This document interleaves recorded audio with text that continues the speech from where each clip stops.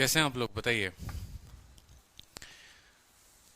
Hello दोस्तों, स्वागत है आपका फाइनली एसआई इंस्टॉलमेंट की क्लास में। साधारण ब्याज की किस्तें, बड़ी प्यारी सी शायरी आप लोगों के लिए लिखी गई है, देख लीजिए। किस्त के ऊपर मिली एक शायरी कि सुकून भरी जिंदगी कितनी महंगी हो गई, सुकून भरी जिंदगी कितनी महंगी हो गई कि अब तो नींद भी किस्तों की मोहताज हो गई है। ठीक है, ऐसा होता था जब मैं प्रिपरेशन करता था अपने टाइम में, या जब मैं ट्वेल्थ में था, तो ऐसे ही हम लोग किस्तों में नींद लिया करते थे। लगातार 6 घंटे या 7 घंटे ना सोकर कभी ऐसा हुआ कि कभी 2 घंटे सो गए, कभी 4 घंटे सो गए, कभी 6 घंटे सो गए। तो जब सपने बड़े होते हैं ना, तो इंसान अपने दिनचर्या को, अपने रूटीन को अपने अकॉर्डिंग ढाल लेता है। ऐसा कहीं पर नहीं लिखा गया है कि कामयाब होने के लिए 6 घंटे की नींद जरूरी है, या शरीर को अगर 6 घंटे से 8 घंटे की नींद ना मिली तो जिंदा नहीं रह पाएंगे, अच्छे से काम नहीं कर पाएंगे। ये सब फिजूल की बातें हैं, सब बकवास की बातें हैं। आप अपने आप को जिस तरीके से अपने शेड्यूल में ढालिएगा, आप उस तरीके से बड़े खूबसूरत तरीके से अपने आप को बना पाइएगा। ठीक है, तो वही बात यहाँ पर कही गई है कि जिस दिन से आप लोगों ने सरकारी नौकरी की तैयारी शुरू की है, उस दिन से क्या हुआ है कि सुकून भरी जिंदगी कितनी महंगी हो गई है, बताओ। वो भी छोड़कर चली गई है, घर वालों के भी बात सुनने पड़ते हैं, सब कुछ होता है। ठीक है, और ये पूरा करना है, वो पूरा करना है, ये पूरा करना है, इस तरीके से ये क्वेश्चंस लगाने हैं, मैथ खत्म करना है, जीके खत्म करना है, करते करते करते करते, ठीक है, क्या हो जाता है कि नींद भी आपके किश्तों की मोहताज हो जाती है। बहुत अच्छे भाई, सभी जो है लाइव आ चुके हैं। तो बहुत ही जबरदस्त क्लास स्टार्ट होने वाली है, साधारण ब्याज की किस्तें। देखो, ये टॉपिक ऐसा है ना, जो अगर अपने औकात पर आ गया तो अच्छे अच्छे स्टूडेंट्स के दिमाग की दही करके रख देता है। ये बात समझना, सीधी सी बात बोलो ना, अगर यहां से सवाल अपने औकात पर आ गए तो ये है ना, इसकी बैंड बजा के रख देंगे। समझ में आया? उसके पहले जल्दी से चेक कर लो, आप लोगों के लिए शीट मैंने अपलोड कर दिया है, बड़ी प्यारी शीट और जबरदस्त शीट मैंने बनाई है। ठीक है, अगर आप जाओगे लाइव डॉट विक्रमजीत पर, बहुत बच्चे हैं, ठीक है, लाइव डॉट विक्रमजीत पूछते हैं कि सर स्टडी मटेरियल कहाँ से मिलेगा। ठीक है, उनको ये भी नहीं पता कि स्टडी मटेरियल भी मिलता है। ठीक है, पीडीएफ भी मिलते हैं। तो भाई स्टडी मटेरियल आपको मिलेगा अभी, आप अभी जाओ लाइव डॉट विक्रमजीत पर, और 1 मिनट में आपको दिखाऊं, बहुत ही प्यारी और ज़बरदस्त आप लोगों का। आप अपने बैच में गए, जो भी बैच है आपका, जो भी बैच है उसके स्टडी मटेरियल में जाइए, जो भी बैच है आपका स्टडी मटेरियल में जाइए। यहां पर देखिए अपलोड हो गया है simple interest installment study material. इस पे जब आप क्लिक करेंगे तो आपको एक पीडीएफ मिलेगा, क्योंकि चैप्टर के खत्म होने के बाद मैं आपको क्या देता हूँ, क्लास नोट्स। ऐसा ही इंस्टॉलमेंट की बड़ी ही जबरदस्त और बड़ी ही प्यारी शीट मैंने आपको दी है। 19 सवाल है, यही 19 सवाल मैं आपको क्लास में कराऊंगा, और इसके अलावा 5-10 क्वेश्चन और होंगे जो मैं आप लोगों को कराऊंगा। ये 19 सवाल जो स्टूडेंट कर लेता है तो उसका ऑलमोस्ट भला ही भला है, और इतने में ही पूरा का पूरा इंस्टॉलमेंट खत्म हो जाएगा। साथ में मैंने नीचे चक्रवृद्धि ब्याज के भी इंस्टॉलमेंट दिए हुए हैं, तो होप कि आज की क्लास में पूरा का पूरा जो ये इंस्टॉलमेंट है खत्म हो जाए। तो डाउनलोड करो और शीट अपने पास तुरंत रखो। ठीक है, अभी जो है शीट जो है डाउनलोड करके अपने पास रख लो। पहला क्वेश्चन देखो। ठीक है, अब क्वेश्चन बताने के पहले मैं आपको थोड़ा सा थ्योरी बताऊंगा कि थ्योरी एक्चुअली होता क्या है, किस्तें क्या होती हैं। ठीक है, जैसे मान लो हमारी आशीष की शादी हो गई, हमारी आशीष की शादी हो गई, भैया लग गए, सरकारी नौकरी में लग गए। ठीक है, तो कल के दिन जो है, जब तक इनकी सरकारी नौकरी नहीं लगी हुई थी तब तक ये दहेज में क्या मांग रहे थे, कोई ना एक साइकिल ही दे दो, अपना साइकिल से काम हो जाएगा। ये क्या मांग रहे थे दहेज में। ठीक है, जब तक आशीष की सरकारी नौकरी नहीं लगी हुई थी तब तक इनको दहेज में चाहिए था सिर्फ एक साइकिल, कि हाँ भैया हम भी बैठेंगे आगे, पीछे उसको बिठाएंगे, काम हो जाएगा। जैसे इनकी सरकारी नौकरी लगी, फिर इन्होंने किस चीज की डिमांड कर दी, बाइक की डिमांड कर दी। ठीक है, क्लरिकल जॉब पे। और थोड़ा सा जब इनका ज्वाइनिंग आ गया तो बोला अबे बाइक वाइक क्या होता है, कुछ नहीं होता, अब तो भाई तेरा सीधा लेगा। ठीक है, गाड़ी देखो, उतनी अच्छी मेरी ड्राइंग नहीं है तो बस समझ जाना। समझ में आया? अब इन्होंने गाड़ी लेने की बात कही। ठीक है, गाड़ी भी लिया तो कौन सा लिया भैया, ठीक है, गाड़ी भी लिया तो एकदम बोलेंगे क्या इनको मर्सिडीज बेंज दिया जाएगा, बिल्कुल नहीं, मर्सिडीज बेंज नहीं दिया जाएगा, इनको दिया जाएगा, चलो ठीक है, ज्यादा से ज्यादा बोलोगे तो इनको फॉर्च्यूनर चलो दे दिया जाए। राइट नाउ फॉर्च्यूनर गाड़ी इनको लेनी है भाई साहब, जबरदस्त गाड़ी लेनी है, खुद भी घूमना है, अपनी मैडम को भी घुमाना है। अब फॉर्च्यूनर गाड़ी लेने के लिए भाई साहब इनके सामने कंडीशन ये हो गया, ठीक है, कि गाड़ी मान लो है 25 लाख की, मान लो है 25 लाख की, ससुराल वाले दहेज में दे रहे हैं कितना, 15 लाख रुपए दे रहे हैं, ठीक है। बाकी के 10 लाख रुपए आशीष ने सोचा देखो गाड़ी बार बार थोड़ी ली जाती है, एक ही बार लेंगे, थोड़ा बढ़िया वाला लेंगे, समाज सोसाइटी में पूरा का पूरा तगड़ा जो है अपना रेप्यूटेशन रहेगा। तो 15 लाख रुपए डाउन पेमेंट इन्होंने कर दिया या कुछ भी हो गया। ये 10 लाख रुपए जो है ना इनको देने हैं, लेकिन राइट नाउ इनके पास पैसे नहीं है, ठीक है, क्योंकि और भी काम है, शादी वादी में और भी खर्चे होते हैं। तो इन्होंने कहा ठीक है हम इस पैसे को है ना किश्त पर ले लेते हैं, गाड़ी को ले लेते हैं किश्त पर, और ये पैसा हम आपको बाद में चुकाते रहेंगे, धीरे धीरे धीरे धीरे धीरे धीरे कर करके हम पैसा चुकाते रहेंगे। जब ये पैसा मेरा चुकता हो जाएगा तो भैया गाड़ी हमारी पूरी की पूरी हो गई है, कोई दिक्कत की बात नहीं, कोई पैसा नहीं देना है, ठीक। तो इसी तरीके से इन्होंने क्या किया, किस्त लिया, ठीक है। आज के टाइम पे हम आपको एक बात बता दें, जितने भी मेट्रोपॉलिटन सिटी हैं वो आगे क्यों हैं। आप लोगों को देखते हो कि उनके पास गाड़ी है, उनके पास बंगला है, उनके पास सब कुछ है, ठीक है। क्या होता है कि एक्चुअली जैसे मान लो, जैसे किसी कोई भी पर्सन कोई भी जॉब लेता है, जैसे मानो हमारे यहाँ पर मान लो रियाज जी, ठीक है, मान लो हमारी मुन्नी का हमारे XYZ कंपनी में क्या हो जाता है, नौकरी लग जाता है। समझना बड़े ध्यान से, XYZ में कंपनी में नौकरी लग जाता है मुन्नी का, और मुन्नी यहां पर काम करना शुरू कर देती है। तो जब भी प्राइवेट कंपनी का ये फायदा होता है ना कि जब आप प्राइवेट कंपनी में काम करना शुरू कर देते हैं तो प्राइवेट कंपनी आपको काफी सारा फंड देती है। अब मुन्नी भैया कमाती बेशक 25,000 रुपए ही है महीने का, जरा देखना, मुन्नी 25,000 रुपए कमाएगी महीने का, 2 महीने के बाद वो क्या करेगी, एक गाड़ी भी खरीद लेगी, ठीक है भैया, एक घर भी खरीद लेगी, ठीक है, मोबाइल भी ले लेगी, ठीक है। और मुन्नी का लाइफस्टाइल आपको ऐसा दिखेगा जैसे मुन्नी महीने के 25,000 नहीं, मुन्नी महीने के 2.5 लाख रुपए कमाती हो। आपको उसकी लाइफस्टाइल 2.5 लाख की दिखेगी, क्यों, क्योंकि भाई साहब मुन्नी के पास गाड़ी भी है, बंगला भी है, मोबाइल भी है, तगड़े सी है, ठीक है। लेकिन बाद में पता चलता है कि भैया मुन्नी ने सभी चीजों को किस पर ले रखा है, इंस्टॉलमेंट पर, किस्तों पर। और ये कहानी होती है, अगर आप देखेंगे बड़ा से बड़ा व्यक्ति भी जिनको आप देखते हैं 50 लाख की कार निकाल दी, ये घर ले लिया, तो एक्चुअली आज के टाइम पर क्या होता है कि किसी के पास इतना बड़ा अमाउंट नहीं होता। तो सब क्या करते हैं, सब सोचते हैं थोड़ा थोड़ा कमाएंगे, थोड़ा थोड़ा भरेंगे, और कुछ समय के बाद ये होगा।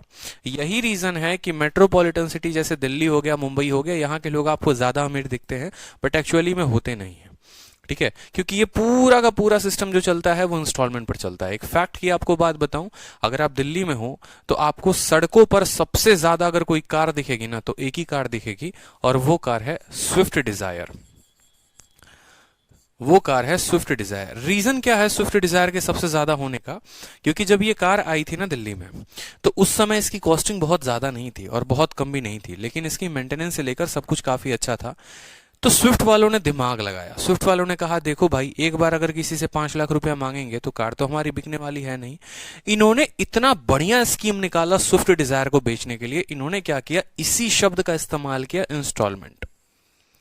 इसी शब्द का इस्तेमाल किया, इंस्टॉलमेंट। और इसी इंस्टॉलमेंट पर उन्होंने क्या किया, लोगों को कहा भैया तुम सिर्फ 10,000 रुपए दो और गाड़ी ले जाओ। हर जगह पूरे दिल्ली में प्रचार कराया, 10,000 रुपए में स्विफ्ट डिजायर, 10,000 रुपए में स्विफ्ट डिजायर। अगला बंदा 10,000 रुपए देगा और गाड़ी अपने घर लेकर जाए।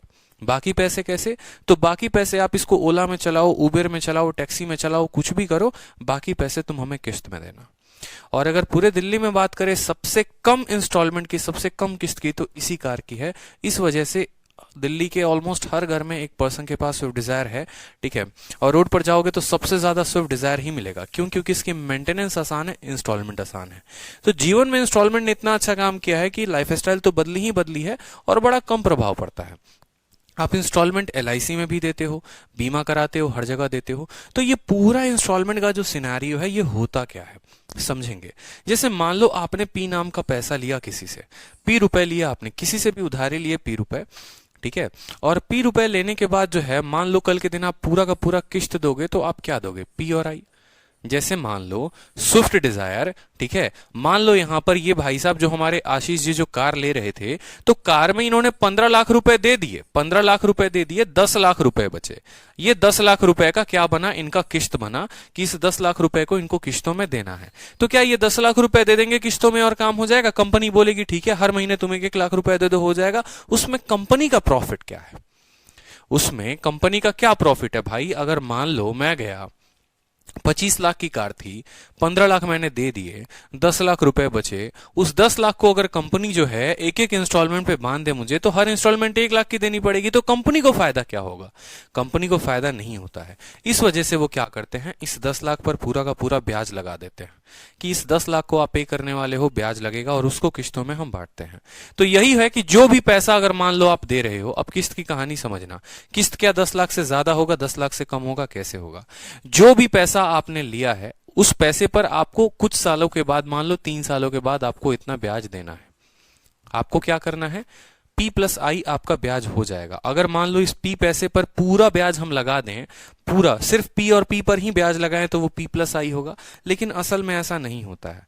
असल में ऐसा नहीं होता है। क्या होता है कि पहले साल जो है, मान लो आपका इंटरेस्ट लगता है, समझना मेरी बात को, पहले साल जो है आपका इंटरेस्ट लगता है, किस पर लगता है? P पर, 1 साल, ठीक है। फिर उसके बाद आप कितना पैसा दे देते हो, आपने जो है मान लो इंस्टॉलमेंट आई दे दिया इस तरीके से करके, फिर आपका जो पैसा लगेगा P प्लस आई पर, एक सेकंड एक सेकंड एक सेकंड,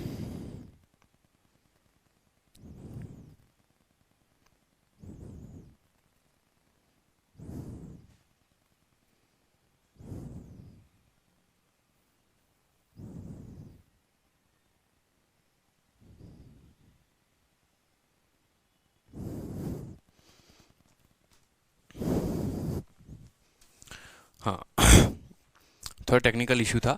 तो मान लो कि P नाम का पैसा लिया आपने और P नाम के पैसे में इंस्टॉलमेंट दोगे तो वो P प्लस आई हो जाएगा। कुछ पल के लिए मैं आपको समझाता हूं कि मान लो ये जो किस्त है ना आपकी 200 रुपए की है, 200 रुपए की 3 किस्तों में आप पूरे के पूरे पैसे दे देते हो, 200, 200 और 200। समझना मेरी बात को, आपने पैसे लिए P, ठीक है, आपको टोटल पैसे मान लो P प्लस आई देने हैं और उस पैसे को आपने 200 200 200 की किस्तों में दिए। तो कहानी क्या होती है किस्त में, कि जब पहली बार आप पैसा दोगे तो आपका जो पूरा का पूरा ब्याज लगेगा वो P पर लगेगा और 1 सालों तक लगेगा। मेरी बात को समझना, पहली बार जब आपका ब्याज लगेगा ना पहले साल के लिए, क्योंकि किस्त तो हम 1 साल के बाद देंगे, मान लो ये साल भर के बाद का किस्त है, तो 1 सालों तक ब्याज तो P पर चलेगा क्योंकि कोई किस्त हमने दी नहीं है। लेकिन जैसे हम इसमें से 200 रुपए दे देंगे तो अब जो मेरा किस्त चलेगा वो किस पर चलेगा, वो मेरा किस्त चलेगा P से 200 रुपए कम, फिर वो 1 साल चलेगा, ठीक है। फिर मैंने 200 रुपए और दे दिए, तो अब जो मेरा किस्त चलेगा वो P माइनस 400 पर चलेगा, वो 1 साल के लिए चलेगा।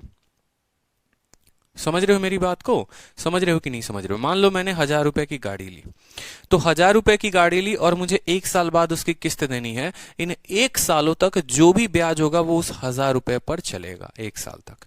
फिर उस 1000 में मान लो मैंने 200 रुपए दे दिए, तो अब जो 1 सालों तक ब्याज चलेगा वो 800 रुपए पर चलेगा। फिर मैंने 200 रुपए और दे दिए, तो अब जो ब्याज चलेगा वो 800 में से 200 और कम 600 रुपए पर ब्याज चलेगा, ठीक है। और फिर मैंने 200 रुपए दे दिए, तो बाकी बचा जो पैसा होगा वो पूरा पूरा ब्याज चलकर पूरा इंस्टॉलमेंट खत्म हो जाएगा। क्लियर है? क्योंकि ये साधारण ब्याज की किस्त है, चक्रवृद्धि ब्याज की किस्त नहीं है। अगर चक्रवृद्धि ब्याज की किस्त होती तो इसका ब्याज भी इसमें ऐड हो जाता, ठीक है। लेकिन ये चक्रवृद्धि ब्याज की किस्त नहीं है, इस वजह से इसका ब्याज जो है वो मूलधन में ऐड नहीं होगा। तो यहां पर हमें एक बात सीखने को मिला, और हमें बात सीखने को क्या मिला कि मान लो हमने जो पैसा लिया था वो P था, ठीक है, और जो चुकता किया वो P प्लस आई था, ठीक है, और इंस्टॉलमेंट हमारी कितने की बनी? 200, 200, 400, 200, 600, ठीक है। तो एक बड़ा प्यारा सा रिलेशन आता है, और रिलेशन क्या आता है वो समझेंगे बड़े ध्यान से, ठीक है। थोड़ा दिमाग लगाओगे तो समझ जाओगे मैं क्या कहना चाहता हूं। आपने P नाम का पैसा लिया, अगर आप सारा का सारा ब्याज P पर लगाते, अगर पूरा 3 सालों पर P पर ब्याज लगाते, वो P प्लस आई हो जाता। लेकिन भाई हर महीने या हर साल आपने कुछ कुछ कुछ कुछ इंस्टॉलमेंट दिया है, यानी 600 रुपए की इंस्टॉलमेंट दी है। तो ऐसा कहा जाता है कि जो ये मूलधन है ना, उससे हमारा किस्त ज्यादा होगा और टोटल ब्याज से किस्त कम होगा। यानी अगर मैं आपको 1000 रुपए दूं और 1000 रुपए को जो है मैंने कहा कि 1 साल 3 सालों के बाद उस पर पूरा का पूरा ब्याज, समझना मेरी बात को, 1000 रुपए हैं आपके पास, 1000 रुपए हैं, और 1000 रुपए पर जो 3 सालों पर ब्याज मैंने कहा कितना, 10% से हो जाएगा, मान लो ये 1300 1300 रुपए हो जाएगा।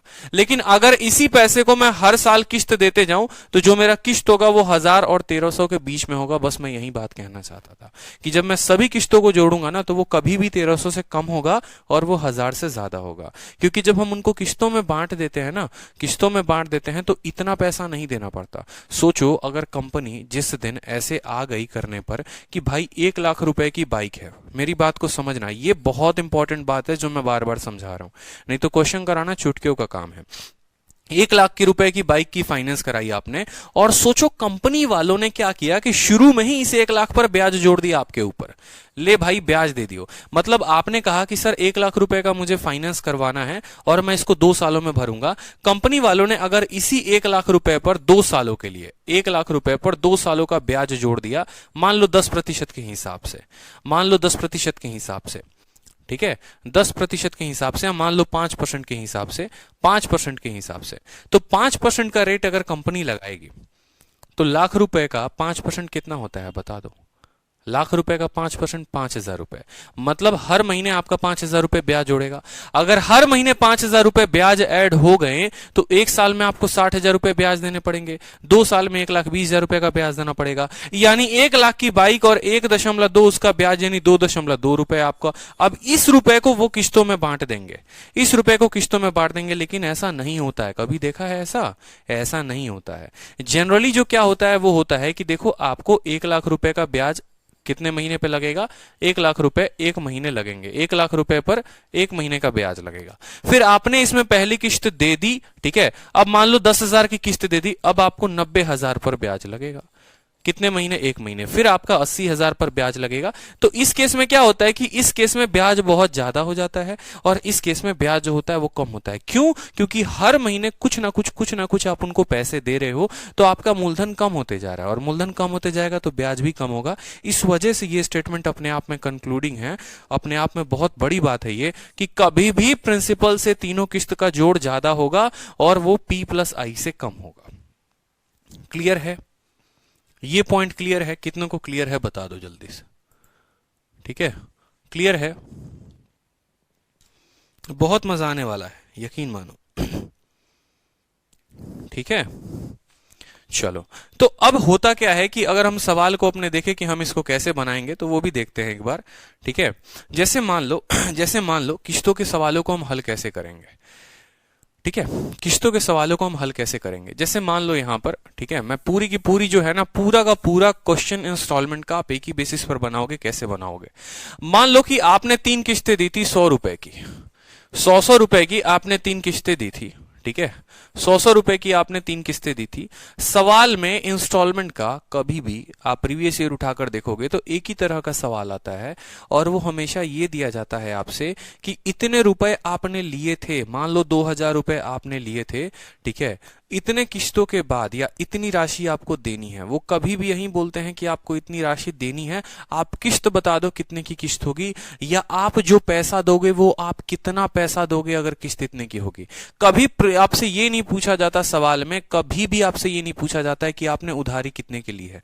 जैसे मान लो यहां पर ये क्वेश्चन हो गया, ये कभी नहीं पूछा जाएगा कि मुन्नी जो है वो कितने रुपए का उधारी ले रही है या कितने रुपए का उसका बाइक है। ये सवाल में कभी भी नहीं पूछा जाता है। जो पूछा जाता है वो क्या पूछा जाता है? मुन्नी ने बाइक खरीदी, फलाने रुपए की बाइक खरीदी, उसको उसने किस्तों पर लिया, उसके कितने रुपए के किस्त बनेंगे अगर टोटल किस्त जो है वो इतने का है, या अगर पहली किस्त इतने की है तो टोटल रुपए कितने होंगे। और इस पर भी एक आधा जो सवाल बनेंगे वो भी मैं आपको कराऊंगा कि जब अगर आपका मूलधन ही पूछ ले कि बेटाओ भाई मूलधन जो लिया था उसने कितना लिया था, तो उस पर भी देखेंगे। तो सभी को बड़े आसानी तरीके से सेकंडों में हल करने का तरीका मैं आपको बता रहा हूं कि हल कैसे करेंगे। मान लो कि 100 रुपए की 3 किस्तें आपने जमा की थी और जो आपका रेट था मान लो वो 10% था। ठीक है, मान लो वो 10% था। आपको एक बात अच्छे से समझ में आता है कि नहीं आता? बताओ जल्दी से। आपको एक बात, ये बात अच्छे से क्लियर है कि कभी भी किस्त हो गया वो शुरू में नहीं देते हैं, लो भैया महीना के पहले में ही किस्त दे दी है। कहने का मतलब क्या होता है, आज अगर मैंने बाइक खरीदी, आज मैंने किस्त बनवाया, तो ये जो पहली किस्त होगी इस महीने के अंत में दूंगा, यानी अगले महीने के पहली तारीख को मैं किस्त दूंगा। समझ रहे हो?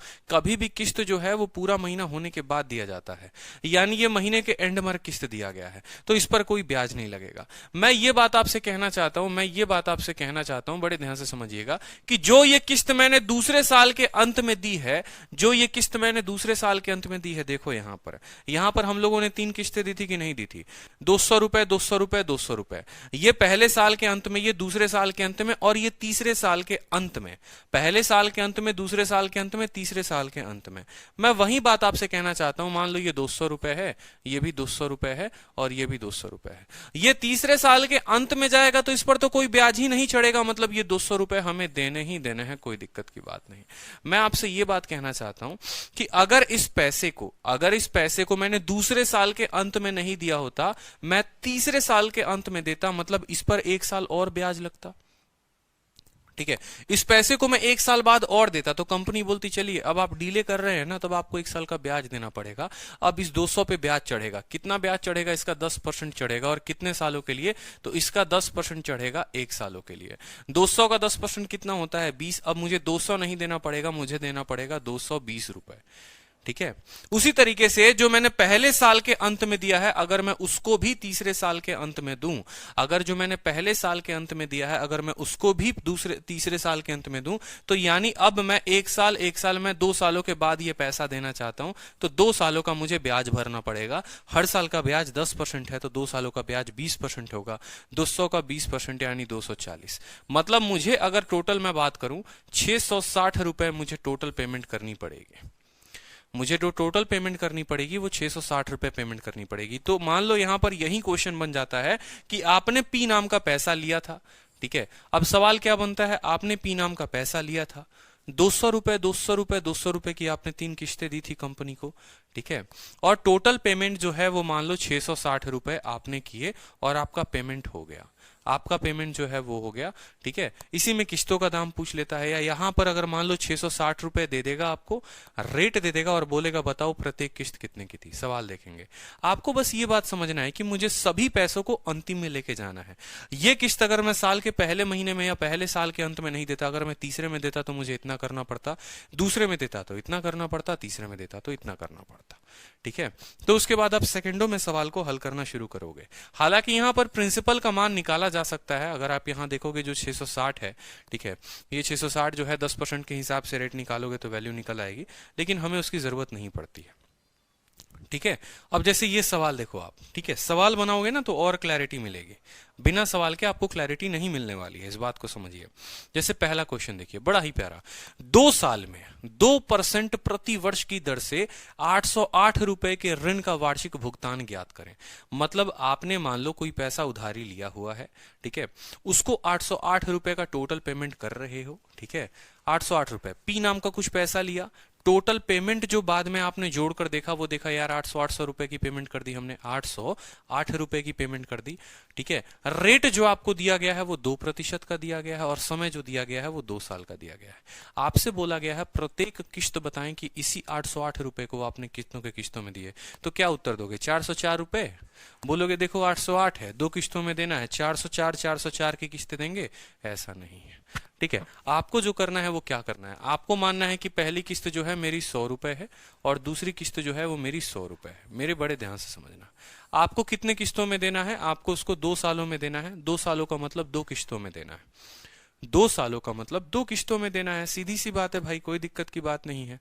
और रेट कितना है? 2% है हमारा रेट। कितना है रेट? जो है हमारा 2% है। समय जो है हमारा 2 साल है।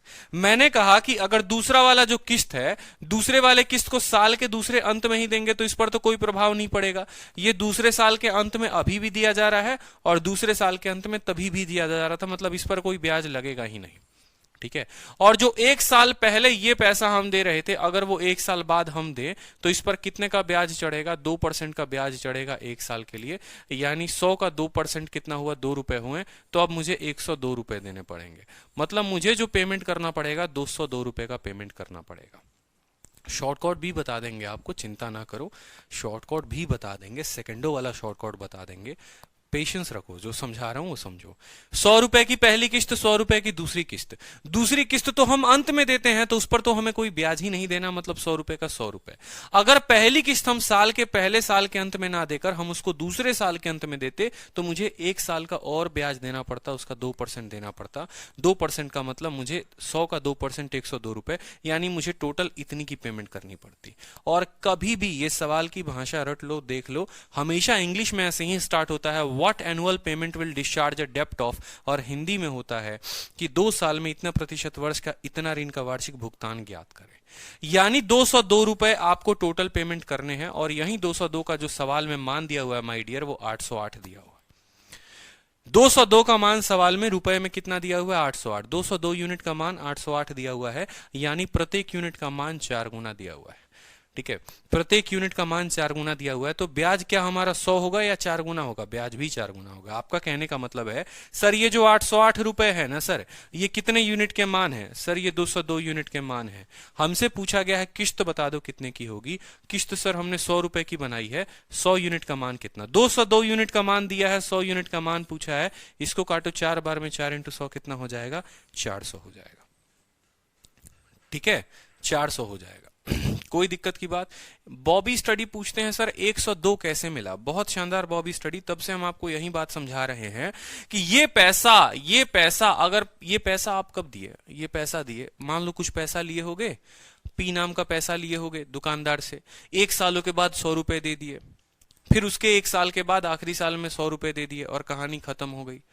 तो हमने कहा कि जो पहले साल के अंत में अगर ये 100 रुपए नहीं दोगे, इसको भी आखिरी साल दो, इसको भी आखिरी साल के अंत में दो, तो 1 साल और इस पर ब्याज चढ़ेगा कि नहीं चढ़ेगा? किस दर से चढ़ेगा? 2% के दर से। 100 का 2% कितना होता है? 2 रुपया होता है। यानी अब वही 100 रुपए को 1 साल बाद दोगे तो अब 102 रुपए देने पड़ेंगे, 102 रुपए देने पड़ेंगे। वहीं पैसे को 102 रुपए देने पड़ेंगे। 100 और 102 202 हो जाएगा। कितना? 202। 202 का मान जो है वो 8 दिया हुआ है, तो आप हल कर लेंगे।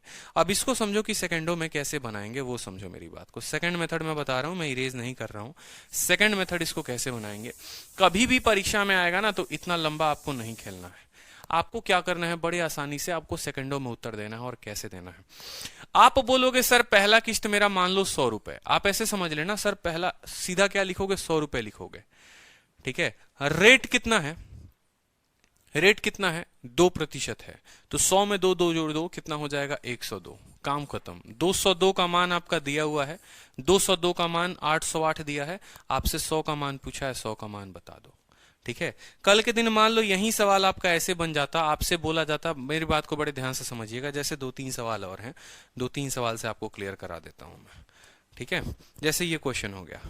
ठीक है, क्वेश्चन नंबर आपको दिया गया है, बोला गया है कि कितने की पेमेंट ऐसी होगी जो 10,750 रुपए को कैंसिल कर देगी। ठीक है, आपको इतना का पेमेंट करना है, 10,750 रुपए आपका फाइनल पेमेंट है, उसको आपको 4 किस्तों में देना है, रेट होगा 5% का।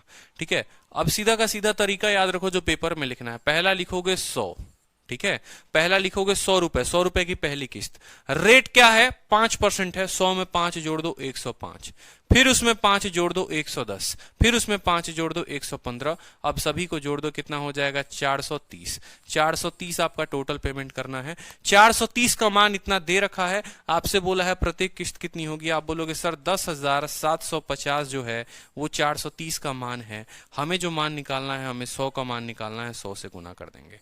0 से 0 खत्म हो गया। 43 से अगर आप काटोगे तो 2 बार में जाएगा 86। ठीक है, 7 से 6 गया 1। ठीक है, और 10 से 8 गया 215, और 5 बार में जाएगा 2500 रुपए की आपकी किस्त बनेगी। 25 इंटू 100 2500 आपका उत्तर होगा। 2500 रुपए जो है वो आपका टोटल होगा। आपको बस करना इतना ही है, आपको बस करना इतना ही है, किसी भी सिचुएशन में आपको बस एक ही बात करनी है। क्या करना है? बस भैया 5-5-5-5 जोड़ते जाना। पहले वाले को 100 रखना। ठीक है, पहले वाले को क्या करना है? 100 रखना है। कितने साल कहे गए हैं? 4 साल, मतलब 4 बार लिखेंगे, 1 बार 2 बार 3 बार 4 बार। इसमें 5 जोड़ देना, फिर 5 जोड़ देना, फिर 5 जोड़ देना, और सबको जोड़कर लिख देना, ये अमाउंट हो जाएगा। इसके पीछे वाले प्रश्न में देखो, इसके पीछे वाले प्रश्न में अगर देखोगे तो बोला गया था 808 रुपए कितने सालों में देने हैं? 2 सालों में। पहले वाले को क्या रखेंगे? 100 रखेंगे, फिर उसमें कितना जोड़ेंगे, जो रेट होगा वो जोड़ेंगे। 100 में 2 जोड़ दिया, 102 हो गया। 2 सालों की बात कही गई थी, पहली साल दूसरी साल दोनों को जोड़ दो, हमारा उत्तर हो जाएगा। यानी कल के दिन अगर हमसे ऐसे बोले, कल के दिन अगर हमसे ऐसे बोले कि रेट जो है वो हमारा 6% है और समय जो है हमारा 6 साल है, आप कैसे लिखोगे? आप बोलोगे सर, पहला वाला बोलेंगे सर 100 हो गया, दूसरे वाले में सर 6 जोड़ देंगे, फिर इसमें 6 जोड़ देंगे, फिर इसमें 6 जोड़ देंगे, फिर इसमें 6 जोड़ देंगे। ऐसा कब तक लिखते रहेंगे? तो ऐसा अगर सर 6 साल का बोला गया है तो 6 ही बार लिखेंगे। 1 2 3 4 5, एक बार और लिख देंगे सर, 130 हमारा हो गया। 1 2 3 4 5 6 कितने हो गए भाई? 6 हो गए, ठीक है। 30 हो गया, 30 जमा 0 कितना हो गया? 30। 24 और 6 30, 18 12 30, यानी 690 हमारा हो गया सर टोटल। ठीक है, कोई दिक्कत की बात बताओ जल्दी से। तो इस तरीके से जो है आपको लिखना है। कभी भी जब भी साधारण ब्याज का सबसे सिंपल जो क्वेश्चन होता है, जो रेलवे में पूछा जाता है, बैंकिंग में पूछा जाता है और आपको यूपीएसआई से लेकर हर सभी पेपर में पूछा जाएगा, वो आपका जो औकात होगा सवाल का वो इतना ही होगा कि इतने रुपए देने हैं, दर इतना है, समय इतना है, बता दो कितने की किश्त बनेगी। आपको 100 लिखना है, फिर एक 5 जोड़ना है, फिर 5 जोड़ना है, फिर 5 जोड़ना है, करते करते कितनी बार लिखना है? जितना साल होगा इतना का अमाउंट दिया होता है, आपको किश्त निकालने होते हैं। बस इतना समझ लो, सबसे आसान भाषा। थ्योरी वोरी अगर नहीं समझ में आई तो क्लियर है। अब इसका आंसर देखते हैं, हर स्टूडेंट देगा। जितने बच्चे देख रहे हैं ना, अभी 400-500 बच्चे लाइव हैं, सभी के सभी आंसर दे दो जल्दी से, सभी के सभी आंसर दे दो। मैंने तो नाम पढ़ना शुरू करूंगा मैं फिर। तीसरा सवाल आपके लिए, इसका उत्तर आप दोगे कि कौन सी वार्षिक किस्त 1740 रुपए के ऋण को 8% वार्षिक साधारण ब्याज की दर से 5 वर्षों में अदा कर देगी। बता दो जल्दी से, कितने की वार्षिक किस्त भैया? 1740 रुपए देने हैं, कितने का वार्षिक किस्त लगाएंगे? 5 सालों पे। बहुत अच्छे, बहुत अच्छे, बहुत अच्छे।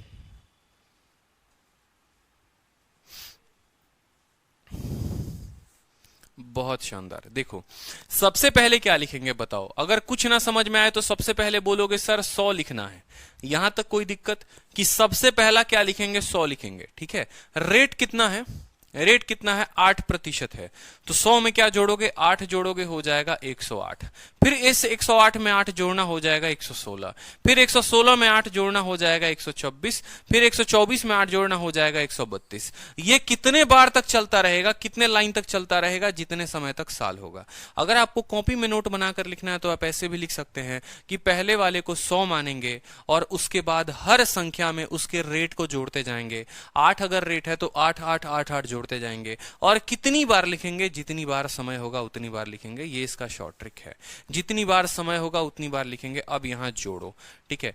5 बार है तो 500 का 5 तो आएगा ही आएगा। 32 जमा 0, 24 जमा 8, 32, ठीक है। आप ऐसे याद कर लो, 32, ठीक है। फिर 24 और 8 मिलकर बनाएगा 32। देखो, 32 और 0 मिलकर बनाएगा 32, 24 और 8 मिलकर बनाएगा 32, 32 32 हो गया 64, 64 और 16 मिलकर हो गए 80, 580 आ गए टोटल, ठीक है। 580 आ गए। अगर कायदे से देखोगे ना, कायदे से देखोगे तो ये 580 का 3 गुना है।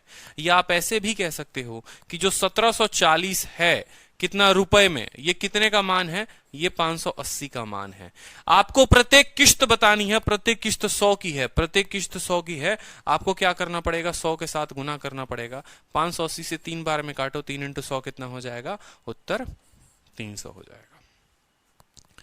क्या हर किसी को समझ में आया जो हम समझाने का प्रयत्न कर रहे थे? जो एक खूबसूरत सा प्रयत्न था, बताइए जल्दी से। तो आज के बाद बताओ, किस्तों के सवाल को कभी भी छोड़ोगे? बोलो जल्दी से। एक और सवाल किस्त के ऊपर, ठीक है। अब थोड़ा मजेदार सवाल आ गया, थोड़ा आपके दिमाग को घुमाने के लिए हमने दिया। दीजिए जल्दी से उत्तर।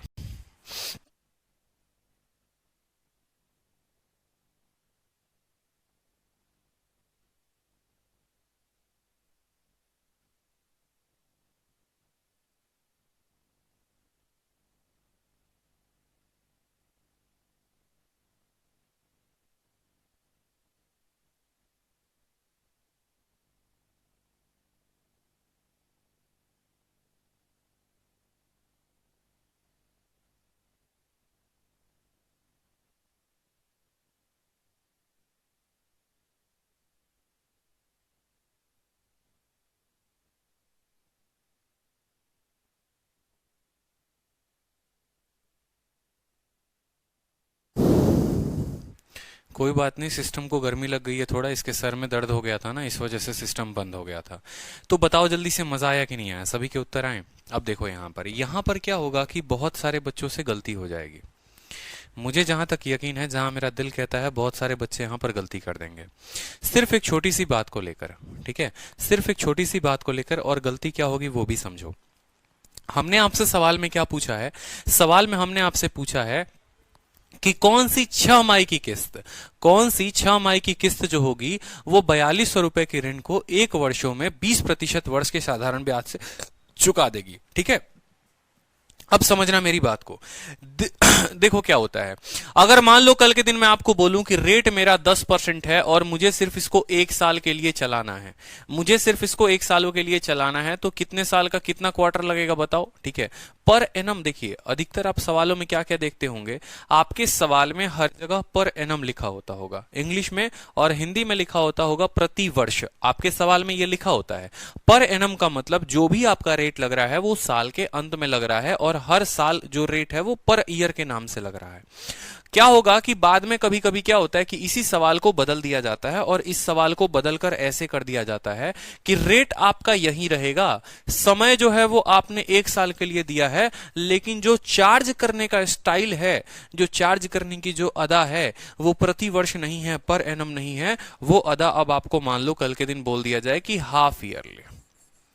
ठीक है, कि हाफ ईयरली आपसे किया जाएगा, मतलब आपको हर 6 महीने पर, जो बाइक का इंस्टॉलमेंट आप साल के अंत में देते थे, अब हर 6 महीने पर अब आपको इंस्टॉलमेंट भरना है।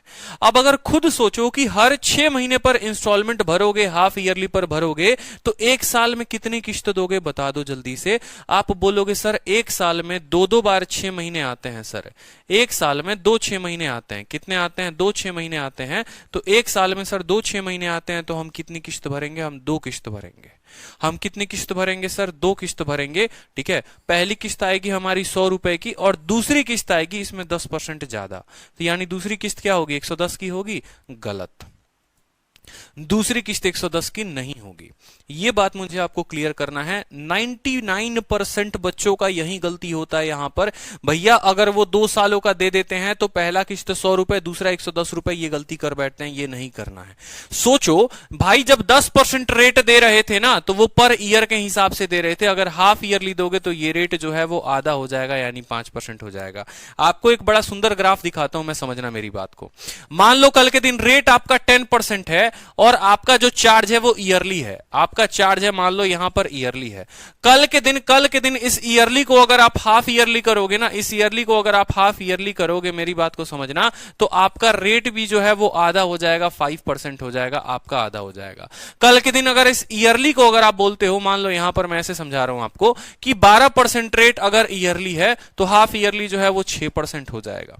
ठीक है, अगर आप क्वार्टरली बोलोगे कि सर 3 माही के हिसाब से क्वार्टरली, ठीक है, क्वार्टरली मान लो, ठीक है, QUARTR क्वार्टरली, अगर मान लो सर क्वार्टरली का हिसाब लगाना है, क्वार्टरली का मतलब क्या होता है? 3-3 महीने करके, यानी 1 साल में कितने 3-3 महीने आते हैं? 1 साल में आपको 4 3-3 महीने आते हैं, यानी ये जो है अपने आप का 1/4 हो जाएगा, यानी रेट 3% हो जाएगा।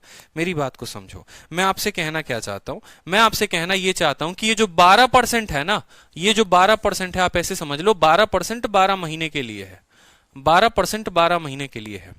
आपको चाहिए हाफ ईयरली, हाफ ईयरली का मतलब आपको चाहिए कितने महीने के लिए? आपको चाहिए 6 महीने के लिए।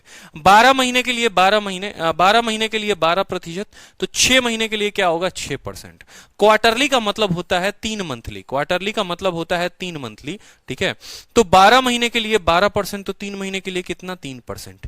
कल के दिन एक नया क्वेश्चन भी बनाया जा सकता है, जैसे मैंने बनाया भी है, और बहुत ही स्टाइल तरीके से, एकदम स्टाइलिश तरीके से ये क्वेश्चन आ रहा है। ना आपसे ईयरली पूछा जा रहा है, ना हाफ ईयरली पूछा जा रहा है, ना क्वार्टरली पूछा जा रहा है, आपसे पूछा जा रहा है कितना? 5 मंथली आपसे पूछा जा रहा है, आपसे पूछा जा रहा है 5 मंथली, आपसे पूछा जा रहा है 5 मंथली। तो बताओ, अब जापान का बच्चा भी बता देगा कि 12 महीने के लिए रेट लगता है 12%, तो 5 मंथली के लिए जो रेट होगा वो कितना होगा? 5% होगा। बताओ जल्दी से। ये बड़ा एक फायदा हो जाता है, मेरी बात को समझिएगा, ठीक है। जिस तरीके से समय या जिस तरीके से आपका दर बदलता चला जाएगा उसी तरीके से आपका रेट बदलता चला जाएगा। चार्ज करने की जो स्टाइल है, जो अदा है, वो अगर बदलेगी, अगर ईयरली से हाफ ईयरली पर पर्सन आ जाएगा, हाफ ईयरली से क्वार्टरली पर आ जाएगा, तो रेट भी उसी तरीके से बदलेगा। ऐसा नहीं होगा कि आपका रेट वही रहेगा। इस तरीके से तो आपको ज्यादा ब्याज देना पड़ेगा, इस तरीके से आपको ज्यादा ब्याज देना पड़ेगा। अब ये मैं लिख कैसे रहा हूं कि 12 के लिए 12, 6 के लिए 6, 3 के लिए 3, तो 5 के लिए कितना। तो लिखने या निकालने का तरीका मेरा क्या है वो भी समझिए। मैंने आपसे कहा है कि ये 12% जो है, देखो 12 महीने के लिए कितना, 12 महीने के लिए 12%। आप बोलोगे जो 12% है वो 12 मंथ के लिए है, 12% है, 12 मंथ के लिए है। मान लो मुझे 5 महीने का चाहिए, तो मुझे इसे 5 से गुना करना पड़ेगा। 12 से 12 खत्म, 5, हमारा उत्तर हो जाएगा 5%। ठीक है। यानी अगर मैं 2-3 सवाल आपको इसी के ऊपर दूं, मैं कल के दिन आपको बोलूं कि रेट जो है वो मेरा 10% है। 10% क्या है, पर एनम है, पर एनम है, प्रति वर्ष का मेरा ये रेट है। यही रेट अगर मैं हाफ ईयरली कैलकुलेट करूं, यही रेट अगर मैं हाफ ईयरली कैलकुलेट करूं तो बता दो रेट क्या होगा। यही रेट अगर मैं क्वार्टरली कैलकुलेट करूं तो बता दो क्या होगा। यही रेट अगर मैं मान लो 5 मंथली कैलकुलेट करूं तो बता दो रेट क्या होगा। ये 3 चीजें मैंने आपको पूछी, तो आप क्या बोलोगे? आप सीधी सी बात बोलोगे, देखो सर बात ऐसी है, 10% आप रेट ले रहे हो ना, बात खत्म। ये 10% आप ले रहे हो कितने महीने के लिए? सर पर एनम का मतलब 12 महीने के लिए। आपको सर कितने महीने के लिए चाहिए? हाफ ईयरली का मतलब आपको 6 महीने के लिए चाहिए। 6 से काटो, यानी रेट आपका 5% आ जाएगा। ठीक है। आपने कहा सर ये जो 10% आप रेट ले रहे हैं ना सर, फिर देखिए सर कितने महीने के लिए? 12 महीने के लिए। हमको जो चाहिए क्वार्टरली चाहिए, मतलब हमको इससे कितने से गुना करना पड़ेगा? 3 से। 3 से काटो 4 बार में, 2 से काटो 5 बार में, आपका रेट आ जाएगा 2.5। बात खत्म। ठीक है। आपने कहा सर 5 मंथली का रेट बताना है, 5 मंथली का रेट बताना है। आप बोलोगे सर जो 10% आप चार्ज कर रहे हैं वो कितने महीने का कर रहे हैं? 12 महीने का। कितने महीने का निकालना है? 5 महीने का। इसको हम गुना करेंगे 5 के साथ। 50/12 आप काटोगे तो इसको कट जाएगा। ठीक है। 50/12 अगर आप काटो यहां पर, ठीक है, तो 12 चौके 48, ठीक है, 2/6 1/6, ठीक है, 1.66 करके जाएगा ये। ठीक है, तो आप ऐसे कर लो इसको, 4 सही, 12 चौके 48, 2/12 1/6, इतना परसेंट आपका रेट लग जाएगा। मेरी बात समझ में आई कि नहीं आई? तो कल के दिन एग्जामिनर आपसे अलग अलग रेट पर पूछ सकता है आपसे, तो आपको उसमें दिक्कत नहीं आनी चाहिए। अब जैसे इस सवाल को अगर आप देखोगे तो इस सवाल को जरा गौर से देखो, बड़ा मजा आएगा। इस सवाल में आपसे बोला गया है कि कितना क्वार्टरली का पेमेंट करेंगे कि 2120 रुपए आपको 1 सालों में चुकता करना पड़ेगा। सोचो क्या ये 1 साल है? नहीं, आपको पेमेंट करना है यहां पर क्वार्टरली नहीं, पहले हाफ ईयरली वाला था ना। आपसे चुकता करना है, आपको हाफ ईयरली का पेमेंट करना है। और कितने साल है? 1 साल है। 1 साल में सबको पता है कि भाई 2 हाफ ईयर होते हैं। 1 साल में सबको पता है कि 2 हाफ ईयर होते हैं, मतलब जो हमें समय लेना है वो 2 साल लेना है। समय का मान लो, समय जो हमें लेना है वो हमें 2 हाफ ईयर लेना है। समय क्या लेना है? 2 हाफ ईयर लेना है हमें। ये चीज क्लियर हुआ कि नहीं हुआ? 1 साल, ठीक है, 1 साल कोई दिक्कत की बात, लेकिन रेट लगेगा हाफ ईयरली का, यानी हमें 2-2 हाफ ईयर हमें बनेंगे, हमारे 2 हाफ ईयर बनेंगे। रेट जो है वो 20% पर एनम है, दिख गया, 20% प्रति वर्ष। अब खुद सोचो कि 20% अगर 12 महीने का रेट है, हमें कितने महीने के हिसाब से चाहिए? हाफ ईयरली का रेट चाहिए, यानी हमें 6 महीने के हिसाब से रेट चाहिए। 6 से काटो 2 बार में, 2 से काटो 10 बार में, यानी रेट जो होगा वो हमारा कितना होगा? रेट जो होगा हमारा 10% होगा। यानी अब हमारा सवाल कुछ ऐसे बन गया है कि देखो भाई, रेट है 10%, किस्तें बनानी है 2 और पैसे देने हैं तुम्हें 4200 रुपए, तो बताओ प्रत्येक किस्त कितने की होगी? तो अब यहां हमारा जो है मुन्नी भी बता देगी, बोलेगी सर पहला तो हम लोग 100 रुपए लेते ही लेते हैं, ठीक है, और दूसरे में क्या करते हैं सर? ब्याज जोड़ देते हैं, यानी 100 जमा 10 110 हो जाएगा, 210। 210 का जो है सर मान दे रखा है कितना? 210 का मान 4200 दे रखा है, यानी इसका 20 गुना है। यानी कितना है? इसका 20 गुना है। तो जो हमारा इंस्टॉलमेंट होगा वो कितना होगा? 100 का 20 गुना होगा, यानी 2000 जो होगा वो हमारा उत्तर होगा। आप ऐसे भी बोल सकते हो कि जो ये 4200 है, ये 4200 हमारा कितने का मान है? ये 4200 हमारा 210 का मान है। और हमें कैलकुलेट कितने का करना है? हमें कैलकुलेट 100 का करना है। 21 से काटेंगे, 20 बार में 2000 हमारा उत्तर आ जाएगा। क्लियर है? बताओ, हर किसी को ये बात क्लियर हुई? हाफ ईयरली, ईयरली, ठीक है, कोई दिक्कत किसी को? कोई परेशानी किसी को बताओ? कुछ नहीं होता। अगर देखोगे ना सेकंडों सेकंडों में ये सवाल बन जाएगा और बिना पेन उठाए बनेगा। आपसे बोला था हाफ ईयरली लगाना है, आपको पता चला कि दो हाफ ईयरली मुझे लेने हैं। रेट है 20%, अगर पर साल 10% है तो उसके आधे का क्या होगा? रेट भी आधा हो जाता है। अगर ईयर से हाफ हो गया तो रेट भी मेरे भाई आधा ही हो जाएगा, 20 का आधा 10। 10% का रेट लगाकर 2 क्वार्टर बनाने हैं, पहला 100 होगा, दूसरा 110 होगा। 100 और 110 जोड़कर देख लो, जो आया उसका आपका उत्तर दे दोगे। उसी तरीके से एक और लाजवाब क्वेश्चन आप लोगों के लिए दिया मैंने, ठीक है। अभी तक ये क्वेश्चंस आए नहीं है, लेकिन मैं आपको प्रैक्टिस करवा रहा हूं, ठीक है, क्योंकि मैं आपको भाई पूरा का पूरा पढ़ाऊंगा, ठीक है, पूरा का पूरा। क्लियर है? मेरी तरफ से पूरा नॉलेज मिलेगा। मैं अपने तरीके से 1% की बेईमानी नहीं करना चाहता और ना मैं करूंगा। जो चीजें आपको नहीं भी पता वो मैं आपको पढ़ाऊंगा, क्योंकि आज से 1 साल बाद अगर सीईटी भी आ जाए ना, तो भी ये जो कोर्स है ये आपके लिए एक तरीके का वरदान साबित होगा वहां पर, ठीक है। समझ रहे हो मेरी बात को? अब आपसे बोला गया है कि कितना क्वार्टरली का पेमेंट करोगे। क्वार्टरली का पेमेंट, वो वाला क्वार्टर मत सोच लेना जो रात में लेकर बैठ जाते हो उसकी याद में, ठीक है। ये वो वाला क्वार्टर नहीं है, ये आपका वर्ष वाला क्वार्टर है। तो बोला गया है कितना क्वार्टर बनाओगे, कितने क्वार्टरली का पेमेंट करोगे, ठीक है। 16% के हिसाब से, 16% के हिसाब से, ठीक है। 16% के हिसाब से पर एनम सिंपल इंटरेस्ट पे, और पैसे कितने चुकता करने हैं? 2120, ठीक है। अब मुझे बताओ कितने सालों में देना है? तो भाई 1 सालों में, 1 ईयर में देना है। कितने सालों में देना है? 1 सालों में देना है। 1 ईयर, 1 ईयर में कितने क्वार्टर बनेंगे? 4 क्वार्टर बनेंगे। समझ रहे हो या नहीं समझ रहे हो? नहीं पता तो देख लो, 3-3 महीने जोड़कर कितने क्वार्टर बनते हैं? टोटल के टोटल 4 क्वार्टर बनते हैं। 3 महीना 3 महीना 3 महीना 3 महीना, ठीक है। जो रेट होगा वो 16% है। रेट जो है वो 16% प्रति वर्ष है। 16 का अगर आप क्वार्टरली बोलोगे तो जो रेट आएगा वो आएगा आपका 4%। बोलो हाँ या ना? देखो होता क्या है, अगर मान लो कल के दिन समय को आधा करते हो ना, अगर मान लो यहां पर समय आपका ईयरली दिया गया है, समय आपका ईयरली दिया गया है और रेट आपका 10% है, ठीक है। तो समय को अगर आपने आधा किया तो रेट भी आपका आधा हो गया। अब समय को अगर आपने 1/4 किया है, क्वार्टर बनाया है समय का, तो आप जो है रेट का भी 1/4 कर सकते हो। या बेसिक तरीके से अगर कोई स्टूडेंट लिखना चाहे तो बोल सकता है सर देखिए 16% जो है वो 12 महीने का है, 16% जो दर है वो 12 महीने का है। हमको सर क्वार्टर का रेट लगाना है। क्वार्टर का मतलब होता है 3 महीने का।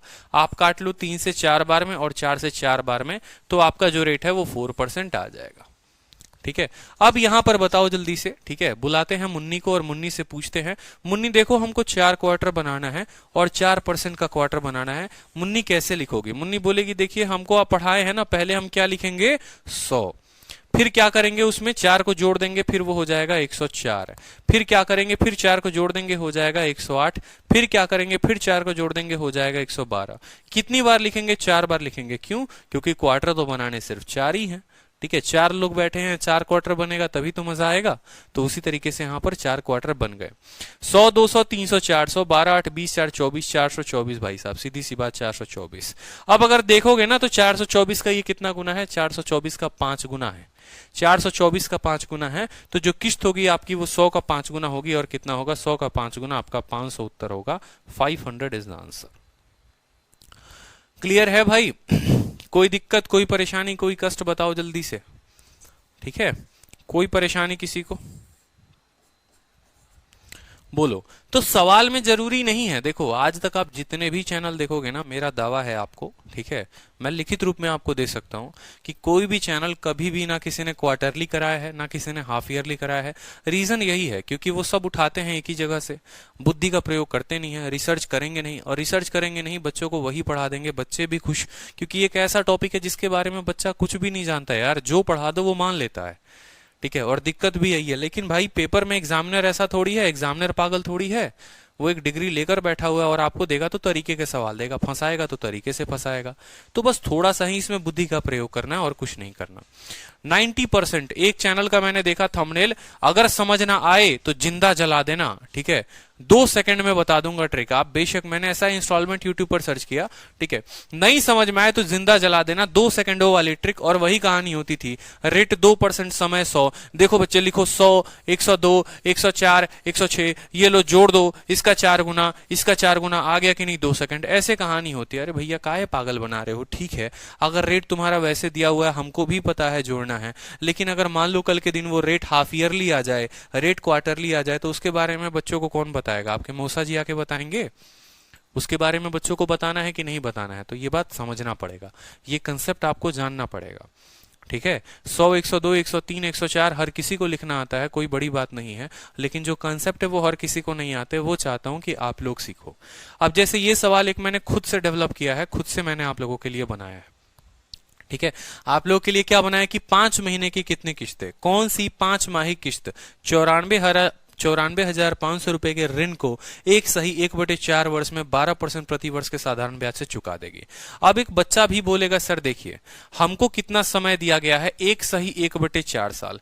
एक सही 1/4 साल का मतलब जानते हैं कितना होता है? एक साल का मतलब 12 महीने और 1/4 का मतलब 3 महीने, यानी टोटल लेने कितने हैं? 15 महीने लेने हैं। टोटल महीने जो है हमारे पास 15 महीने हैं। अगर 5-5 महीने की हम बात करें तो कितने हमारे पास टर्म बनेंगे?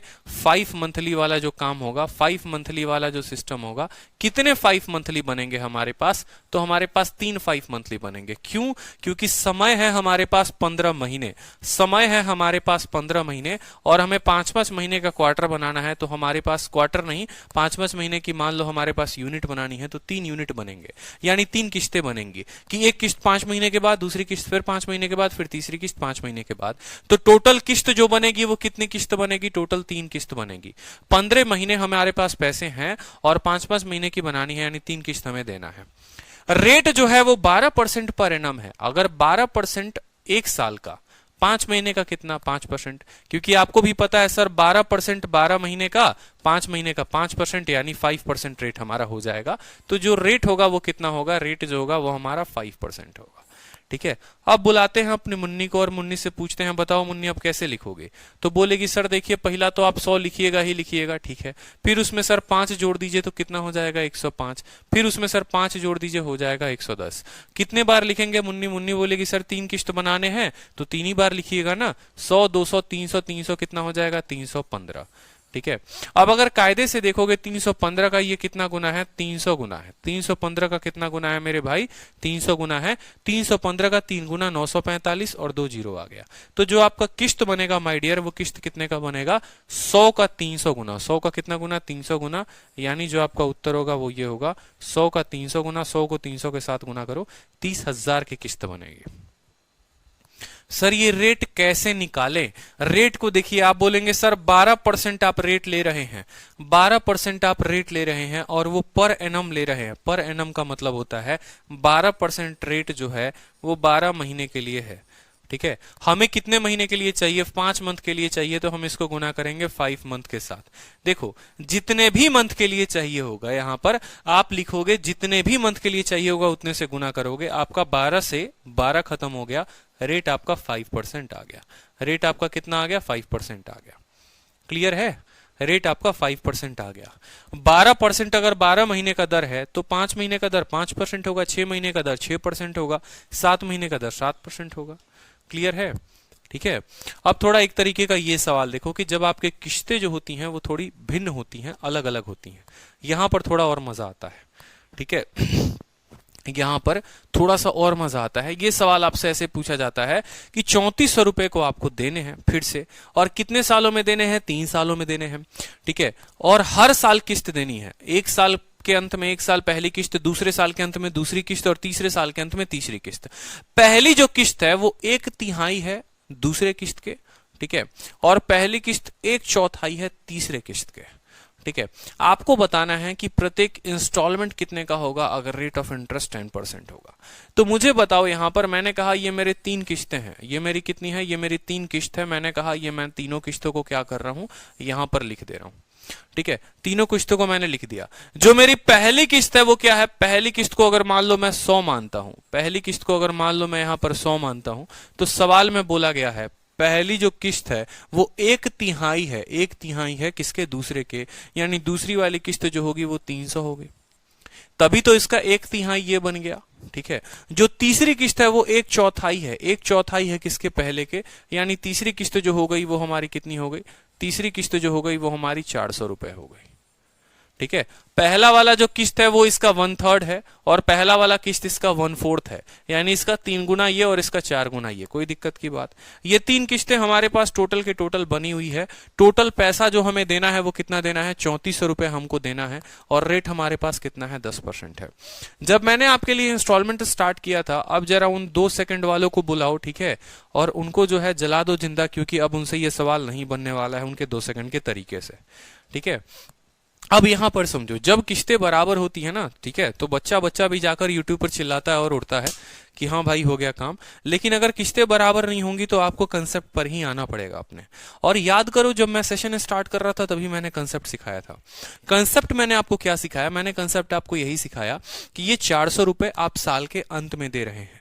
ये 400 रुपए आप साल के अंत में दे रहे हैं, तो इस 400 रुपए पर तो कोई ब्याज नहीं लगेगा, क्योंकि साल के अंत में जा रहा है। अंत में जा रहा है मतलब कोई ब्याज नहीं लगना है, इसको हम 400 ही बोलेंगे, ठीक है।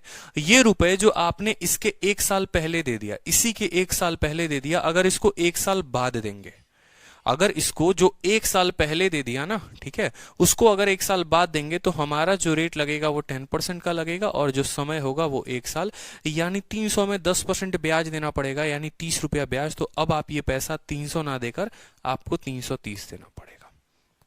ये बात मेरी क्लियर हुई या नहीं हुई, ठीक है, कि जो 300 रुपए आपने 1 साल पहले दे दिया, अगर वही 300 रुपए अब 1 साल बाद दोगे, 1 साल बाद दोगे, वो 1 साल बाद देना पड़ेगा, तो कितना देना पड़ेगा, 330 रुपए, उस पर 1 साल का ब्याज चढ़ जाएगा। उसी तरीके से ये जो 100 रुपए हैं, ये जो 100 रुपए हैं, अब ये 100 रुपए को अगर आप मान लो 1 साल और 2 साल बाद दोगे, आप मान लो 2 साल बाद दोगे, आप बोलोगे सर रेट लगेगा 10% का और समय है 2 साल, यानी सर 20% इसका ब्याज लगेगा। 100 का 20% होता है 20, यानी अब आपको 120 रुपए देने पड़ेंगे। यानी टोटल जो है आप 850 रुपए दोगे। टोटल कितना रुपया दोगे आप, 850 रुपए आपको देने पड़ेंगे। इस तरीके से ये सवाल बनता है बड़े प्यारे तरीके से कि भाई पहली किस्त 100 रुपए, दूसरी किस्त 300 रुपए, तीसरी किस्त 400 रुपए, ठीक है। पहला वाला जो है वो तो आखिरी साल में दे ही रहे हैं, तो इस पर तो कोई ब्याज ही नहीं लगेगा। ये पैसा जो 1 साल पहले दिए थे, अब 1 साल बाद देंगे तो 330 रुपए देना पड़ेगा, और ये पैसा जो 2 साल पहले दिए थे, अगर 2 साल बाद देंगे तो 120 देना पड़ेगा। अब बोलोगे सर क्यों 1 साल बाद दिलवा रहे हो, क्यों 2 साल बाद दिलवा रहे हो? क्योंकि भाई कहीं ना कहीं अगर आप एजेंसी की तरफ से समझो, अगर मान लो कि आप बजाज फाइनेंसर हो, कोई फाइनेंसर हो, तो आपको एक तरीके से टोटल पैसे अंत में ही मिलते हैं, फाइनल में ही मिलते हैं। फाइनेंसर अगर सोचे कि इतने पैसे बाद में देगा, इतने पैसे बाद में देगा, तो फाइनेंसर उस हिसाब से कैलकुलेट करता है कि उसको टोटल पैसे अंत में ही मिलते हैं। यानी टोटल जो पैसे आपको देने हैं वो 850 यूनिट देना है, और 850 का यहां पर 4 गुना दे रखा है। 850 का 4 गुना, 8 चौके 32, 50 का 4 गुना, ठीक है, 3400 रुपए। 8.5 का 4 गुना दे रखा है। आपसे बोला है बताओ प्रत्येक किस्तें कितने की थी, फर्स्ट सारी की सारी इंस्टॉलमेंट कितने की थी। पहली इंस्टॉलमेंट 100 यूनिट, 100 का 4 गुना कितना, 400। दूसरी इंस्टॉलमेंट 300, 300 इंटू 400, 1200। देखो पहली इंस्टॉलमेंट 100 रुपए, 100 इंटू कितना करोगे, 4, तो पहली किस्त हो जाएगी 400 रुपए की। दूसरी किस्त 300 यूनिट की है, 1 यूनिट का मान 4, 300 यूनिट का मान हो जाएगा हमारा 1200। तीसरी किस्त हमारी 400 की है, 400 इंटू 4 कितना हो जाएगा, 1600। ये हमारी 3 किस्तें आ जाएंगी, 4, 12 और 16। क्या आपको ये बात क्लियर है? क्या आपको ये बात समझ में आया? बताइए कि कल के दिन अगर आपको, ठीक है, कल के दिन अगर आपको बहुत अच्छे तरीके से अलग अलग किस्त भी दिए जाएं, ठीक है, पहला इतना है, दूसरा इतना है, तीसरा इतना है, तो क्या आप इसको हल कर पाएंगे?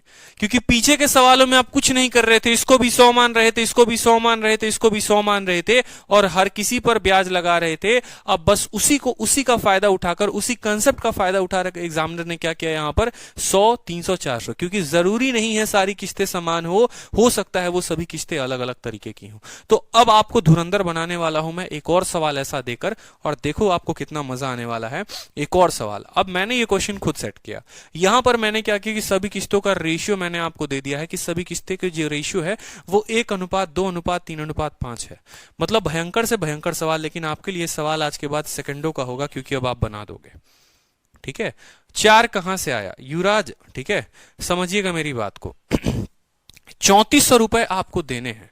₹3400 आपको देने हैं, समझेंगे मेरी बात को। ₹3400 अगर आपको देने हैं तो आप क्या बोलोगे कि सर जो ₹3400 है वो कितने का मान है?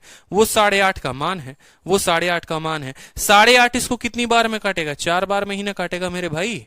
4.5 इसको 4 बार में काटेगा। 1 यूनिट का मान 4, 100 यूनिट का मान 400, 300 यूनिट का मान 1200, 400 यूनिट का मान 1600। बताओ क्या दिक्कत है, क्या परेशानी है?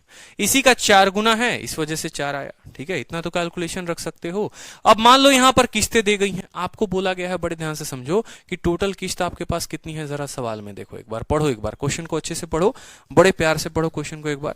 ठीक है, क्वेश्चन में दिया गया है कि x रुपए आपको देने हैं, x रुपए पेएबल है 4 सालों के बाद। अगर हम उसको 4 अलग अलग किस्तों में दें, और रेशियो ऑफ इंस्टॉलमेंट आपको दे रखा है, सभी किस्तों का अनुपात दे रखा है। पहला किस्त 100 रुपए, या मान लो 1 यूनिट, दूसरा 2 यूनिट, तीसरा 3 यूनिट, चौथा 5 यूनिट। तो आपसे x की वैल्यू पूछी गई है, आपसे टोटल अमाउंट अब नहीं दिया गया, अब आपको किस्त का मान दे दिया गया है और टोटल अमाउंट आपसे पूछा गया है। कोई दिक्कत की बात नहीं। 1 2 3 5 है तो हम इसको क्या मानेंगे? हम इसको मानेंगे 100, 1 को मानेंगे 100, 2 वाले को मानेंगे 200, 3 वाले को मानेंगे 300 और 5 वाले को मानेंगे 500। हमारा रेट ऑफ इंटरेस्ट क्या है? तो रेट ऑफ इंटरेस्ट हमारा 10% है। बस हमें इस बात को ध्यान रखना है कि 10% है। 500 वाले की तो भैया पेमेंट 500 ही होगी, कोई रोक के दिखा दे कोई फर्क नहीं पड़ता, क्योंकि ये साल के अंत में तब भी दे रहे थे और साल के अंत में हम आज भी दे रहे हैं। ठीक है, जो 300 रुपए आप 1 साल पहले दे रहे थे, अब उसको 1 साल बाद दो, अब उसको 1 साल बाद दो, तो कितने का ब्याज चढ़ जाएगा आपके ऊपर? 10% का। कितने साल तक? 1 साल तक, क्योंकि अब आप इसको 1 साल बाद दे रहे हैं। अब आप इसको 300 नहीं देंगे, अब आप 330 देंगे। ठीक है, क्योंकि 10% ब्याज मिलाकर आप इसको पैसा देंगे। अब 200 रुपए जो आप 2 साल पहले दे रहे थे, अब उस पर 10% का ब्याज लगेगा, और कितने सालों तक लगेगा? 2 सालों तक। 200 का 10% होता है 20, 200 का 10% 20 होता है। 2 सालों तक ब्याज मिलेगा, मतलब 40 रुपए का ब्याज, तो ये कितना हो जाएगा? 240। कोई दिक्कत की बात? 20% ब्याज देना पड़ेगा उसको एक्स्ट्रा। ठीक है, 20% कितना हो गया? 40। अब ये जो 100 रुपए हैं, ये 100 रुपए अब क्या करोगे? 100 रुपए फिर अब 3 सालों के बाद अगर दोगे, इस पर 10% का ब्याज चढ़ेगा 3 सालों तक। कुछ नहीं हो रहा, यहां 1 साल का ब्याज, यहां 2 साल का ब्याज, यहां 3 साल का ब्याज, क्योंकि 1 साल बाद देना है, इसको 2 साल बाद देना है और इसको 3 साल बाद देना है। तो 100 का 30% ब्याज चढ़ेगा, यानी 130 हो जाएगा। जोड़ लो यहां पर 5 3 8 2 10 1 11 1100, 40 30 70 और 300 1200। कितना हो गया टोटल हमारे पास? 1200 रुपए।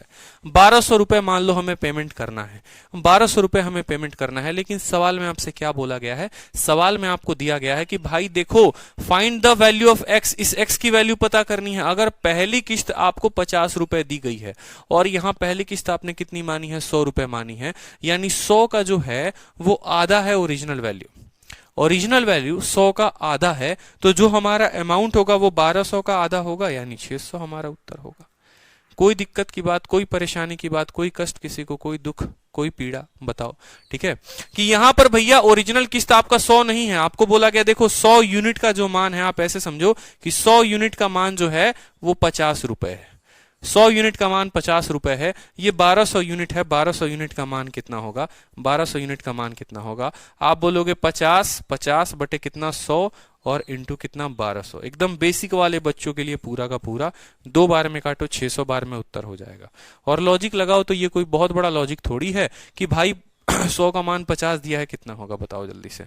हाँ, बहुत अच्छी बात है सर, ये आधा कैसे हो गया? तो आधा कैसे हो गया वो मैंने आपको यहां समझा दिया कि सवाल में इसी 100 यूनिट का मान 50 दिया गया है, 1 यूनिट का मान 1/2, तो 1200 यूनिट का मान 1200/2 यानी 600 हो जाएगा। क्लियर है? हाँ, कुछ बच्चे कह रहे हैं सर 200 का 220 होगा। बहुत शानदार मेरे भाई, 200 का 220 नहीं होगा, 200 का 220 नहीं होगा। आपको ब्याज निकालना भी नहीं आया, पूरा साधारण ब्याज इतना हमने पढ़ा दिया। रेट है 10%, समय है 2 साल, यानी 20% ब्याज। और 200 का 20% कितना होता है? 200 का 10% 20 होता है और 20% 40 होता है, तो 240 दोगे ना? बताओ, 240 दोगे ना? क्लियर है? बताओ जल्दी से। ठीक है, तो इस तरीके से पूछा जाएगा। अब एक और बड़ा प्यारा सवाल आपके लिए। ठीक है, बताइए जल्दी से, बताइए। ठीक है, आपके हर डाउट का मैं आंसर दूंगा। आपका डाउट जो भी है आप मुझसे डाउट पूछो, मैं आपको आंसर दूंगा। ₹25,600 को 3 किश्तों में देने हैं। ठीक है, पहली जो किस्त है वो आधी है किसके, दूसरे की, और 1/3 है किसके, तीसरे की। अगर साधारण ब्याज का 10% है तो बता दो पहली किस्त कितने की होगी, बता दो पहली किस्त कितने की होगी। ठीक है, यदि पहली किस्त दूसरे किस्त की आधी है, पहली किस्त दूसरे किस्त की क्या है, आधी है, ये आपकी पहली किस्त है, ये आपकी दूसरी किस्त है, तभी तो पहली किस्त इसकी आधी है, कोई दिक्कत की बात, ठीक है, कोई परेशानी की बात, ठीक है। और 1/3 है किसके, तीसरे के, यानी तीसरा इसका 3 गुना होगा, 300 होगा। ठीक है, आपसे सवाल में बोला गया है, क्या बोला गया है कि भैया जो रेट ऑफ इंटरेस्ट है वो कितना है, 10% है। मैं देखता हूं कि सबसे पहले इसका आंसर कौन स्टूडेंट का आता है, कौन सबसे पहले इसको आंसर देता है। अभिषेक भारद्वाज ने आंसर दे दिया, बहुत शानदार, 4000 4000 4000। ठीक है, बहुत अच्छे बहुत अच्छे, देखते हैं। ठीक है, तो किश्तों का देखो, 100 रुपए, 200 रुपए, 300 रुपए। अब ये 300 रुपए साल के अंत में दोगे तो कितना दोगे, 300 रुपए दोगे। अब ये 200 पे कितने सालों का ब्याज चढ़ेगा, 2 सालों का ब्याज, हर साल 10%, 2 सालों का 20%, यानी अब इसको 240 रुपए आपको देने पड़ेंगे। अब 100 रुपए को है, आप कितने सालों बाद दोगे, ठीक है, अब मेरी बात को समझना, 240 नहीं होगा यहां पर, ये 300 रुपए का 300 रुपए, ये 200 रुपए को 10% के दर से 1 साल बाद में देंगे, यानी अब इसमें हम 220 रुपए देंगे, समझे, 1 सालों का ब्याज चढ़ेगा। अब इसको हम 2 सालों के बाद देंगे, 100 को 2 सालों के बाद देंगे, यानी 10% के हिसाब से 2 सालों का ब्याज चढ़ेगा, यानी 20 रुपए का ब्याज चढ़ेगा। तो अब ये 100 ना देकर हम इसको 120 देंगे, टोटल 640 रुपए की पेमेंट करनी पड़ेगी। लेकिन सवाल में 25,600 रुपए दिया गया है, यानी ये जो 25,600 रुपए है ये कितने का मान है, ये आपको 640 का मान है। और आपसे क्या पूछा गया है, अमाउंट ऑफ फर्स्ट इंस्टॉलमेंट, पहली किस्त का मान पूछा गया है, यानी आपको 100 से गुना करना पड़ेगा। 1 जीरो से आपका 1 जीरो खत्म, 64 का आपका 4 गुना खत्म, 4 जीरो और 2 जीरो, 4000 आपका उत्तर होगा। बहुत अच्छे, ठीक है, बहुत अच्छे। क्लियर हुआ कि नहीं हुआ, बताओ जल्दी से। पहली किस्त 100 रुपए, दूसरी किस्त 200 रुपए, 300 किस्त 300 रुपए। ठीक है, इसको 1 साल बाद उसी साल के अंत में देंगे, कोई फर्क नहीं पड़ेगा, पहले भी उसी साल के अंत में दे रहे थे, आज भी उसी साल के अंत में देंगे। इसको जो है हम कितने सालों के बाद देंगे, 1 सालों के बाद देंगे, तो हमको 10% ज्यादा देना पड़ेगा, 10% उसका रेट देना पड़ेगा, यानी अब हमको इसको 220 रुपए देने पड़ेंगे। इसको जो है हम 2 सालों के बाद देंगे, हर साल 10% का ब्याज देंगे, तो 2 सालों में हम इसको 20% ब्याज देना पड़ेगा, 100 का 20% 120 होता है। टोटल हमको 640 की पेमेंट करनी पड़ेगी। इसी 640 का मान हमको 25,600 दे रखा है। ठीक है, इसी बिल्कुल, ठीक है,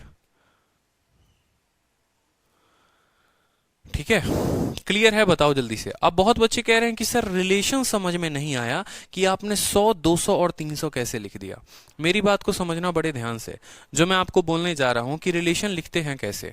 आपसे कहा गया है ना कि पहली इंस्टॉलमेंट आधी है किसके, दूसरे के, पहली इंस्टॉलमेंट आधी है। ठीक है, अब एक बात समझना बड़े प्यार से, आप लोग है ना छोटी छोटी चीजों को अपने माइंड को ही और छोटा बनाकर रखते हो, गलती इसमें आपकी नहीं है, आप थोड़ा ऊपर सोचना ही नहीं चाहते। जैसे मैं आपको समझाता हूं, मैंने पहले भी बहुत बार कहा है कि अगर कहीं ना कहीं ये बात दी गई है कि मैं आपका आधा हूं, तो आप इसको उल्टा भी समझ सकते हो कि आप मेरे दोगुना हो। ठीक है, जैसे मेरी बात को समझना, मान लो कि आपकी उम्र आपकी महिला मित्र की उम्र से आधी है, आपकी उम्र आपकी महिला मित्र की उम्र से आधी है। अगर आपकी महिला मित्र जो हैं वो 20 साल की हैं या 30 साल की हैं, तो आप सिर्फ 15 साल के हो। तो क्या आप उल्टा भी कह सकते हो कि भैया आपकी महिला मित्र जो है वो आपका दोगुना है? समझे मेरी बात को या नहीं समझे? मैंने कहा ये हमारे कन्हैया जी हैं, जैसे मान लीजिए मुस्कुरा रहे हैं, कन्हैया जी हमारे 20 साल के हैं, ठीक है, लेकिन इन्होंने जो महिला मित्र बनाई है वो महिला मित्र की जो उम्र है, ठीक है, वो पक वक बाल वाल पूरा का पूरा पक गया है, मान लो ये 40 साल की इनके महिला मित्र हैं। ठीक है, तो ऐसा अगर मान लो कहीं के दिन क्वेश्चन में दे कि इनका जो उम्र है वो इनके महिला मित्र का आधा है, तो भाई हम इसका उल्टा भी समझ सकते हैं और हम ये भी कह सकते हैं कि इनके महिला मित्र का जो उम्र है वो इनका दोगुना है। मैं तुम्हारा आधा हूं तो तुम मेरी दोगुना हो, मैं तुम्हारा आधा हूं तो तुम मेरी क्या हो, दोगुना हो। उसी तरीके से अगर पहला किस्त जो है इसका आधा है तो दूसरा वाला भैया इसका दोगुना होगा। बोला था कि नहीं कि पहला वाला अगर दूसरे का आधा है तो दूसरा वाला अगर हम पहले को 100 मानते हैं, अगर हम पहले को 100 मानते हैं, बताओ जल्दी से, पहले को 100 मानते हैं तो दूसरा वाला इसका दोगुना होगा। ठीक है, पहला वाला जो किस्त है वो 1/3 है। अगर मैं तुम्हारा 1/3 हूं तो तुम मेरे क्या हो, 3 गुना हो, यानी इसका 3 गुना ये 300 होगा। ठीक है, क्लियर है? 40 साल की महिला मित्र, अब बता दो जल्दी से। हर वो बात आप पूछोगे, मैं हर वो बात बताऊंगा, मुझे कोई दिक्कत नहीं है, आपको समझ में आना चाहिए। बस मेरी उम्मीद जो होती है, मेरी जो इच्छा होती है वो आपको पूरी तरीके से सेटिस्फाई करने की होती है कि बस आपके कंसेप्ट जो हैं वो पूरे हों और आप पूरे तरीके से समझो। अब बड़ा मजेदार क्वेश्चन आ रहा है, अब अपने आप में एक बड़ा नया टाइप आ चुका है। ठीक है, बहुत नया टाइप आ चुका है, और ये सवाल जो है, ठीक है, ये सवाल का मैं आपको करेक्ट आंसर बताऊंगा अभी। ठीक है, समझो। अब यहां पर आपसे बोला गया है, बड़ा प्यारा सवाल है कि ए ने 480 रुपए बी से 6% साधारण ब्याज पर एक शर्त पर ऋण लिया। ठीक है, कि वह इसे 4 वर्षों के किस्तों में चुकाएगा, जिसमें पहली 3 किस्त मूलधन की 1/4 होगी और शेष राशि का भुगतान अंतिम किस्त में किया जाएगा। बाकी जो पैसा है उसका भुगतान अंतिम किस्त में किया जाएगा। अंतिम किस्त में ए द्वारा भुगतान की गई राशि का पता लगाएं। ठीक है, अंतिम किस्त में ए द्वारा भुगतान की गई राशि का पता लगाएं। अब मेरी बात को समझिए, आखिरी साल पर इंटरेस्ट क्यों नहीं लगता है? हर्षित जी एक बात बताइए। ठीक है, हर्षित जी एक बात बताइए, मैं आपसे छोटी सी एक बात पूछता हूं। बहुत बच्चों का ये कहना है कि सर आप इस पर ब्याज क्यों नहीं लगा रहे हो? ठीक है, अरे यार, जो पैसा हम साल के अंत में दे रहे हैं, जैसे मान लो यहां पर, मान लो कोई साहूकार है, ठीक है, मान लो यहां पर एज्यूम करो कि ये भाई पैसा है, मान लो ये पर्सन हो गया, ठीक है, और ये दूसरा पर्सन हो गया, ठीक है, जो पैसे ले रहा है। ठीक है, मान लो यहां पर साल के अंत में इसको पैसे देने हैं, मान लो ये पैसे उठाए मैंने, मान लो यहां पर पैसे मैंने उठाए, मान लो ये 500 रुपए है। ठीक है, साल के अंत में इसको पैसे देने थे, ये मेरी आखिरी किस्त थी, और आखिरी किस्त देकर मैंने इसको चुकता कर दिया कि ले भाई तू पैसे, ये मेरी आखिरी किस्त है, बाजार खत्म। जब आप आखिरी किस्त दे रहे होते हो तो क्या उस पर ब्याज लगता है? आखिरी किस्त में कभी ब्याज नहीं लग रहा होता, वो ब्याज मिलाकर आखिरी किस्त बनी होती है, वो ब्याज मिलाकर आखिरी किस्त बननी होती है। यानी उसको पहले भी साल के अंत में दे रहे थे, आज भी साल के अंत में दे रहे हो, तो उसमें ब्याज नहीं लगेगा। लेकिन ये पैसे मान लो यहां पर मैंने दिए आज 2004 में, मान लो ये 2004 में मैंने पैसे दिए, और इसके 1 साल पहले मैंने जो किस्त दी थी वो 2003 में दी थी। उसके 1 साल पहले मैंने जो पैसे दिए थे वो 2002 में दिए थे। उसके 1 साल पहले जो मैंने पैसे दिए थे 2001 में दिए हुए थे। मैंने कहा अब सभी पैसों को 2004 में देना है, सभी पैसों को फाइनल वाले पे देना है। जब तो 2004 वाले को 2004 में दोगे तो कभी उस पर किस्त लगाओगे? कभी भी किस्त नहीं लगाओगे। पहले भी 2004 में दे रहे थे, आज भी 2004 में दोगे, कहां से ब्याज लगाओगे? इस पर बताना, ब्याज कहां लगेगा? ये तो पहले भी तभी। अब मान लो कि मैंने पैसा अभी भी 500 रुपए दे रहा हूं इसी वक्त पर, और कल भी मैं 500 रुपए दूंगा इसी वक्त पर, तो एक्स्ट्रा ब्याज मुझे कहां देना है? नहीं देना है। ठीक है, लेकिन इस पर 1 सालों का ब्याज देना पड़ेगा, इस पर 2 सालों का ब्याज देना पड़ेगा, इस पर 3 सालों का ब्याज देना पड़ेगा। क्लियर है? बताओ जल्दी से। अब आ जाओ, अब उल्टा सवाल आपसे पूछा जाता है। अब क्या होता है, मैंने जैसे आपको शुरू में एक बात कही थी कि हर जगह आपको अमाउंट दे देगा, हर जगह आपको अमाउंट दे देगा, अमाउंट अमाउंट अमाउंट। ठीक है, आप जहां पर भी कैलकुलेट कर रहे हो, अगर आप कायदे से देखोगे तो हर जगह क्वेश्चन में आपको अमाउंट ही दिया गया है कि इतने का मान इतना, इतने का मान इतना, इतने का, हर जगह दिया हुआ है।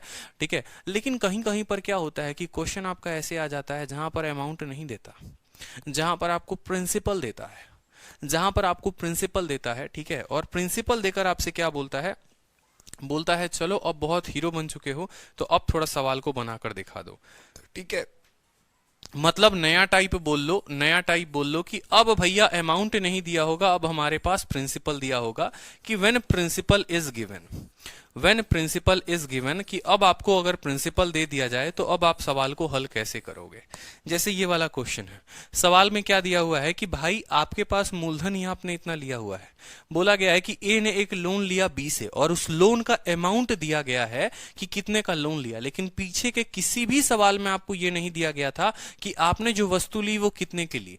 बस इतना हर सवाल में दिया गया था कि आपको पैसे इतने चुकता करने हैं, आपका रेट ये है, आप बस बता दीजिए इंस्टॉलमेंट क्या होगा, कितने रुपए का सामान था, क्या था, हमें घंटा कोई फर्क नहीं पड़ रहा था। लेकिन अब के सवालों में ऐसा होगा कि आपको यह दिया जाएगा कि आपके वस्तु की कीमत इतनी है, आपको उस पर 6% का ब्याज देना है। ठीक है, और आपके किस्तों का ये रहेगा रेशियो, फलाना ठिकाना, बता दो आप टोटल पे अमाउंट कितना पे करोगे। ठीक है। और ये बन जाता है मजेदार टाइप, ये बहुत इंटरेस्टिंग टाइप बन जाता है, तो इसको हम देखते हैं। याद करो जब मैंने शुरू में आपको किस्त पढ़ाया था तभी मैंने आपको सभी बातें बताई थी, और मैंने वहीं पर भी एक बात बोली थी कि भाई देखो, जो भी पूरा का पूरा किस्त का जो पूरा जान बसा हुआ है वो मैं आपको पढ़ा रहा हूं। उस एक लाइन ने सब कुछ बयान कर दिया है अगर आप कायदे से समझो तो। वो कौन सी लाइन थी? जब मैंने कहा था कि पी नाम का पैसा हम लेते हैं, ठीक है, 100 रुपए 100 रुपए 100 रुपए की मेरी 3 किस्त बन गई, मान लो यहां पर ये मेरी 100 रुपए, ये मेरी 100 रुपए, ये मेरी 100 रुपए, ठीक है। तो मैंने आपको सीधा सा सीधा बात बोला था कि भैया अगर पहले साल ब्याज दोगे, ठीक है, पहले साल ब्याज दोगे तो पूरा का पूरा ब्याज पी पर लगेगा। कितने सालों के लिए? पूरा का पूरा ब्याज पी पर लगेगा 1 सालों के लिए, ठीक है। जैसे आप पहली किस्त दे दोगे तो उसके बाद जो ब्याज लगेगा वो P-100 पर लगेगा। कितने सालों के लिए? 1 सालों के लिए लगेगा। फिर आप 100 रुपया और दे दोगे तो फिर आप पर जो ब्याज लगेगा वो लगेगा P-200 पर। कितने सालों के लिए? 1 सालों के लिए, ठीक है। और आखिरी वाले पैसे पर जो ब्याज लगेगा मिलाकर आप दे दोगे। कोई दिक्कत की बात? ठीक है। अब यहां पर समझो, आपसे सेम तरीके से बोला गया है कि ए ने एक पैसा लिया 480 रुपए। मान लो 480 रुपए ब्याज लेता है, जब तक वो पहली किस्त नहीं देगा तब तक ब्याज 480 पे लगेगी। बोलो हाँ या ना। फिर मान लो 10 रुपए 20 रुपए 50 रुपए का उसने पहला किस्त दे दिया, फिर जो ब्याज लगेगा वो बचे हुए अमाउंट पर लगेगा, फिर किस्त देगा, फिर बचे हुए अमाउंट पर लगेगा, और इस तरीके से उसका टोटल का टोटल ब्याज बनेगा, ठीक है। जैसे यहां समझेंगे, आपसे कहा गया है सवाल में कि 480 रुपए लिए, 6% के दर पर लिए, ठीक है, और कंडीशन ये था कि उसको 4 साल भर के पेमेंट में करने हैं, यानी हर साल के अंत में उसको कुछ ना कुछ किस्त देना है, जिसमें यह भी बता दिया गया है कि पहली 3 किस्तें जो होंगी वो 1/4 होंगी। किसके? प्रिंसिपल के। जो भी पैसा होगा उसका 1/4, यानी 480 का 1/4, यानी पहली किस्त होगी हमारी 120 की, दूसरी किस्त भी होगी हमारी 120 की, ठीक है। समझना मेरी बात को, पहली किस्त कितने की होगी? 120 की होगी, दूसरी किस्त जो होगी वो कितने की होगी? 120 की होगी, और तीसरी किस्त भी जो होगी वो कितने की होगी? 120 की होगी। ये सवाल में हमसे बोला गया है कि आप जो किस्त दे रहे हैं उसमें पहली 3 किस्तें 1/4 हैं प्रिंसिपल के, और बाकी बचा हुआ जो अमाउंट हो जाता है, अब ये मत बोल देना कि सर 480 में से 360 चला गया तो 120 बचा। ऐसा नहीं है भाई, उसमें कुछ ब्याज भी तो ऐड होगा ना, इसका भी ब्याज होगा, इसका भी ब्याज होगा, इसका भी ब्याज होगा, तो जो बाकी अमाउंट होगा वो उस लड़का जो है वो पे करता है फाइनल इंस्टॉलमेंट में, यानी फाइनल इंस्टॉलमेंट में जो वो पेमेंट करेगा वो 120 प्लस इंटरेस्ट करेगा। 120 प्लस इंटरेस्ट करेगा, मेरी बात को समझना, ठीक है। उसको टोटल 480 रुपए का ब्याज लिया हुआ है, 480 रुपए की उधारी ली है, 120 रुपए पहला किस्त खत्म, 120 रुपए दूसरा किस्त खत्म, 120 रुपए तीसरा किस्त खत्म। लास्ट वाला जो पैसा देगा वो 120 रुपए तो देगा ही देगा, और सभी पर मिला हुआ ब्याज देगा, इतना ब्याज वो देगा। लास्ट वाला जो पैसा देगा वो कितना देगा? 120 रुपए जो बचे हैं वो, और प्लस सभी का ब्याज, इसका इसका इसका सभी का मिलाकर ब्याज, टोटल इंटरेस्ट आई। तो वहीं आपसे पूछा गया find the amount paid by a in last installment, जो लास्ट में वो पे किया वो कितना किया। तो जो भी उत्तर होगा वो 120 से ज्यादा होगा, कोई दिक्कत की बात नहीं है। अब हम देखते हैं कि भैया जो ब्याज लगा हमें क्या कैलकुलेट करना है। हमें इस आई का मान कैलकुलेट करना है कि हमें ब्याज जो मिला है वो कितना मिला है। हमें इस आई का मान कैलकुलेट करना है कि हमें कितने का ब्याज मिला है, ठीक है। और ब्याज निकालने के लिए हमने आपको साधारण ब्याज में बड़े बखूबी तरीके से पढ़ा रखा है। आप समझो कि जब तक आपने पैसे नहीं दिए थे, समझना, जब तक आपने पैसे नहीं दिए थे आपका ब्याज किस पर लग रहा था? पी पर। तो उसी तरीके से आपने जब तक पहली किस्त नहीं दी थी आपका ब्याज किस पर लग रहा था? 480 पर आपका ब्याज लगेगा। फिर 120 रुपए 1 साल बाद दे दिए तो इस 480 पर कितने साल ब्याज लगेंगे? 1 साल। कोई दिक्कत की बात। फिर 420 में आपने 120 की पेमेंट कर दी 1 साल में, ठीक है। 420 नहीं है 480 है। 480 में से 1 साल आपने 120 दे दिया, अब आपका ब्याज लगेगा 360 पर। फिर 1 साल तक इस पे ब्याज लगेगा, फिर आप तब तक 120 रुपए दे दोगे, आपका 240 पर ब्याज लगेगा, ठीक है। फिर आप 120 रुपए इसमें से दे दोगे तो आपका जो ब्याज लगेगा वो कितना लगेगा? 120 पर ब्याज लगेगा। मेरी बात को समझे या नहीं समझे? मेरी बात को बड़े ध्यान से समझो। मैं आपसे ये बात कहना चाहता हूं कि आज मान लो साल है 2000, ठीक है, और 2001 में मुझे पहली किस्त देनी है, ठीक है। तो 2000 से 2001 तक यानी इस एक साल तक इस एक साल तक जो ब्याज लगेगा जितना मैंने उधारी लिया है उस पर लगेगा, यानी एक सालों तक इस पर ब्याज लगेगा। फिर मैं 120 रुपए कंपनी को दे दूंगा तो अब उससे 120 रुपए वो कम लगाएगी, 480 में 120 कम यानी 360 पर ब्याज लगाएगी। फिर उस 360 में 120 कम 240 पर ब्याज लगाएगी। फिर 240 में फिर 120 दे देंगे यानी वो 120 रुपए पर ब्याज लगाएगी। यानी हम ऐसा कह सकते हैं कि हमें जो ब्याज देना है वो कितने पर देना है, 480 पर एक साल का ब्याज, 360 पर एक साल का ब्याज, 240 पर एक साल का ब्याज और 120 पर एक साल का ब्याज। ठीक है। अब बहुत बच्चे क्या होते हैं कि अलग अलग तरीके से यहां फॉर्मूला लगाकर निकाल लेते हैं कि सर इसका जो ब्याज होगा वो क्या होगा, तो साधारण ब्याज बराबर SI बराबर PRT अपॉन 100। सर यही तो पढ़े हैं साधारण ब्याज में और कुछ नहीं पढ़ा। तो सर इस पर जो ब्याज मिलेगा कितना मिलेगा, प्रिंसिपल के जगह 480 हो गया। रेट कितना दिया हुआ है, रेट अगर कायदे से देखोगे तो रेट 6% का दिया है तो 6%, और कितने सालों तक, 1 सालों तक यानी 1/100। ठीक है। फिर इसका ब्याज आप अलग निकालोगे और इसका ब्याज क्या निकालोगे, 360 इंटू 6 इंटू 1/100। इसी तरीके से इसका ब्याज निकालोगे। अब एक बात आपको समझाता हूं मैं साधारण ब्याज के केस में। अगर आप कायदे से देखोगे तो 6 इंटू 1/100, 6 इंटू 1/100, 6 इंटू 1/100, 6 इंटू 1/100 हर जगह से कॉमन आएगा। यानी मैं अगर आपको ऐसे बोलूं कि मान लो मेरे 4 बेटे, ठीक है, पहले वाले बेटे को मैंने 480 रुपए दिए, दूसरे वाले को 360 रुपए दिए, तीसरे वाले को 240 रुपए दिए, चौथे वाले को 120 रुपए दिए, और उन सभी को मैंने कहा कि तुम सभी को मैं 6% पर पैसा दे रहा हूं। 6% पर पहले वाले बेटे को, दूसरे वाले को 6%, तीसरे वाले को 6%, चौथे वाले को 6%। तो एक साल बाद अगर वो लोग इंडिविजुअली पैसा देंगे तो ये अपने अमाउंट का 6% ब्याज देगा, ये अपने अमाउंट का 6% देगा, ये अपने अमाउंट का 6% देगा, और ये अपने अमाउंट का 6% देगा। ठीक है। उनके लिए तो उनका जो ब्याज होगा वो अपने अपने अमाउंट पर होगा, लेकिन मेरे लिए जब मैं ब्याज कैलकुलेट करूंगा तो मेरे लिए मुझे पता चलेगा कि मेरे पास जो टोटल पैसा था उसका मुझे 6% मिला। तो कभी भी आज के बाद ये अलग अलग कैलकुलेट नहीं करना है आपको कभी भी ऐसे नहीं लिखना है कि हाँ हम अलग अलग सबका मान लिख रहे हैं।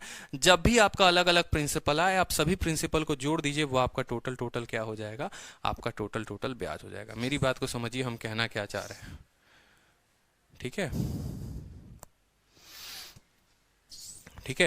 मतलब आपको 480 अलग नहीं लेना है, आपको 360 अलग नहीं लेना है। आपको जैसे मान लो यहां पर, ठीक है, ये एक व्यक्ति है, लाला जी है, मान लो 400 रुपए है इसके पास, ये 30 रुपए इसको ब्याज देता है, 20 रुपए पे इसको देता है। ठीक है। मान लो 130 120 कितना 250 हो गया, और आपको मान लो 150 रुपए अपने तीसरे बेटे को देता है। ये तीनों बेटों को देता है और हर बेटे से जो रेट है वो कितना लेता है, हर बेटे से जो ब्याज है वो 10% का लेता है। तो पहले वाले का ब्याज 13 बनेगा, दूसरे वाले का 12 और तीसरे वाले का 15। टोटल ब्याज देखो तो 15 13 कितना हो गया, 28, 28 और 12 कितना हो गया, 40 रुपए का ब्याज उसको मिलने वाला है। टोटल ब्याज कितना मिला है, 40 रुपए। टोटल ब्याज उसको मिला है 40 रुपए, और ये जब 40 रुपए देखता है तो यार इसका ही 10% है। ठीक है। तो या तो सबका 10% अलग अलग निकाल लो या टोटल का 10% निकाल लो, बात वहीं पड़ता है, ब्याज बराबर ही पड़ती है। तो उसी तरीके से सबका अलग अलग निकालने से बेहतर है सबको जोड़ के एक साथ निकाल ले, इससे हमारे गुना भाग में कोई गलती नहीं होगी। तो 480 और 120 कितना हो गया, 600 रुपए हो गए, और 360 और 240 कितने हो गए, 600 रुपए हो गए। यानी 1200 का एक सालों का ब्याज निकाल दो। कितना निकाल दो, 1200 का एक साल का ब्याज निकाल दो। तो 1200 का एक साल का ब्याज 1200 इंटू 6 इंटू 1/100। ब्याज कितना आ गया भैया, 12 इंटू 6 72 रुपए का ब्याज आ गया। यानी जो हमारे भाई साहब को पेमेंट करनी थी 120 रुपए तो करनी ही करनी थी, और 72 रुपए का ब्याज पेमेंट करना था। तो 192 is the correct answer. 120 plus 72 बराबर 192 पेमेंट करना है। क्लियर है। अभिषेक भारद्वाज जैसे महान है, जैसे मान लो ये महान पुरुष ने क्या किया है, इन्होंने इसका ब्याज अलग निकाला है, इसका 6% अलग निकाला है, इसका 6% अलग निकाला है, इसका 6% अलग निकाला है। इसी वजह से मैं चाहता हूं कि आप लोग ये गलती ना करो। इस वजह से मैंने आपको इतना एक्सप्लेन किया, बेटा बेटी फलाना ठिकाना का एग्जाम्पल लिया, कि सबका अलग अलग निकालने से बेहतर है यार सभी मूलधनों को जोड़ दो ना, वो तो एक ही चीज के पार्ट हैं। ठीक है, तो सवाल में क्या बोला था कि आपकी इतनी किस्तें हैं, 3 किस्तें हो गई, चौथी किस्त मिलाकर ब्याज मिलाकर देना है। ठीक है, तो यहाँ पर पहला पर आपको 480 का ब्याज लगेगा, दूसरा 480 से 120 कम 360, फिर इसमें 120 कम 240, फिर इसमें 120 कम 120। टोटल जो पैसा दोगे वो 1200 पर ब्याज दोगे। 1200 पर 4 साल नहीं, 1200 पर 1 साल। तो 1200 का 1 साल का ब्याज 72 रुपए हो जाएगा। 120 देना ही था और 72 और दे दिया, तो टोटल कितने हो गए हमारे 192। क्या ये बात आपके दिमाग में गई या नहीं गई, बता दो। हाँ, कोई बात नहीं अभिषेक, ठीक हो जाएगा, इसीलिए तो हम है ना यहाँ पर, बताने के लिए ही हैं हम, चिंता ना करें। ठीक है, कोई दिक्कत की बात नहीं है। अब अगला सवाल भी उसी तरीके से है, और ये सवाल ऑलमोस्ट हर जगह भटकता है, हर जगह घूमता है। कोई 10 ले लेगा, कोई यहाँ पर 100 रुपए अपनी शीट में लिखवा देता है, कोई यहाँ पर 1000 1100 लिखवा देता है, तो अलग अलग तरीके से चलते रहता है। अलग अलग टीचर के नोट्स देखोगे तो ये सवाल हर किसी के शीट में मिलेगा और हर किताब में मिलेगा कि 10 रुपए आपने उधारी ली, 10 रुपए उधारी लिया, ठीक है, और 1-1 रुपए की किस्त दे रहे हो। समझना सवाल को, पढ़ना। पटना हो गया, दिल्ली हो गया, यूपी हो गया, कोई भी एग्जाम हो गया, यूपीएसआई, एसएससी से लेकर हर एग्जाम में ये सवाल आया है, और हर स्टेट के हर किताब में ये सवाल दिया जाता है इंस्टॉलमेंट का। सिंपल सा क्वेश्चन होता है कि 10 रुपए आपने उधारी लिए हैं, आपने उसको 11 रुपए दिया हुआ है, मतलब आपको ये भी दे दिया है कि आपने उधारी लिया कितना है, और आपको ये भी दे दिया है कि आपने पे कितना किया हुआ है। आपको दोनों सवाल में दे दिया, 10 लिया है और 11 दिया हुआ है। आपसे ये बोला है कि प्रत्येक किस्त जो आपने दी है वो 1-1 रुपए की किस्त आपने दी है। तो 1 रुपए की 11 किस्त, यानी आपने जो पेमेंट किया वो 11 रुपए की है। ये आपको निकालना है, मेरी बात को समझिए। आपने जो पैसा लिया है वो 10 रुपए लिया है, ठीक है। आपने 1-1 रुपए की 11 किस्तें दी हैं, यानी आपने पेमेंट किया है अगले को 11 रुपए का। अब सोचो, मैं वो पर्सन हूं, मैं 10 रुपए उधारी लेता हूं किसी से और 11 रुपए मैं किसी को चुकता करता हूं, यानी मैं ब्याज उसको कितना दे रहा हूं। मैं उस व्यक्ति को कितने रुपए का ब्याज दे रहा हूं, मैं उस व्यक्ति को 1 रुपए का ब्याज दे रहा हूं। खुद सोचो, मैंने प्रिंसिपल जो लिया था वो कितना लिया था, 10 रुपए, और 1-1 रुपए की 11 किस्त में दे रहा हूं, यानी मैं उसको अमाउंट जो दे रहा हूं मैं 11 रुपए दे रहा हूं। तो मेरा जो ब्याज आया है वो कितना आया है, 1 रुपया का ब्याज मेरा आया हुआ है कि भाई मेरे को 1 रुपया ब्याज देना है। अब सवाल में आपसे ये पूछ दिया है कि what is the rate of simple interest per annum, किस रेट पर आपने पैसे लिए थे। आपने जो पैसा लिया था उसका रेट क्या था, ठीक है। अब समझेंगे मेरी बात को। सेम कुछ लगाना है, सेम पीछे वाले तरीके ही अपनाने हैं, सेम तरीके से, और आपका सवाल बन जाएगा। कोई बहुत बड़ा चीज नहीं है, ठीक है। मैं आपको इस सवाल को बता रहा हूं कि इसको हल कैसे करते हैं, समझना।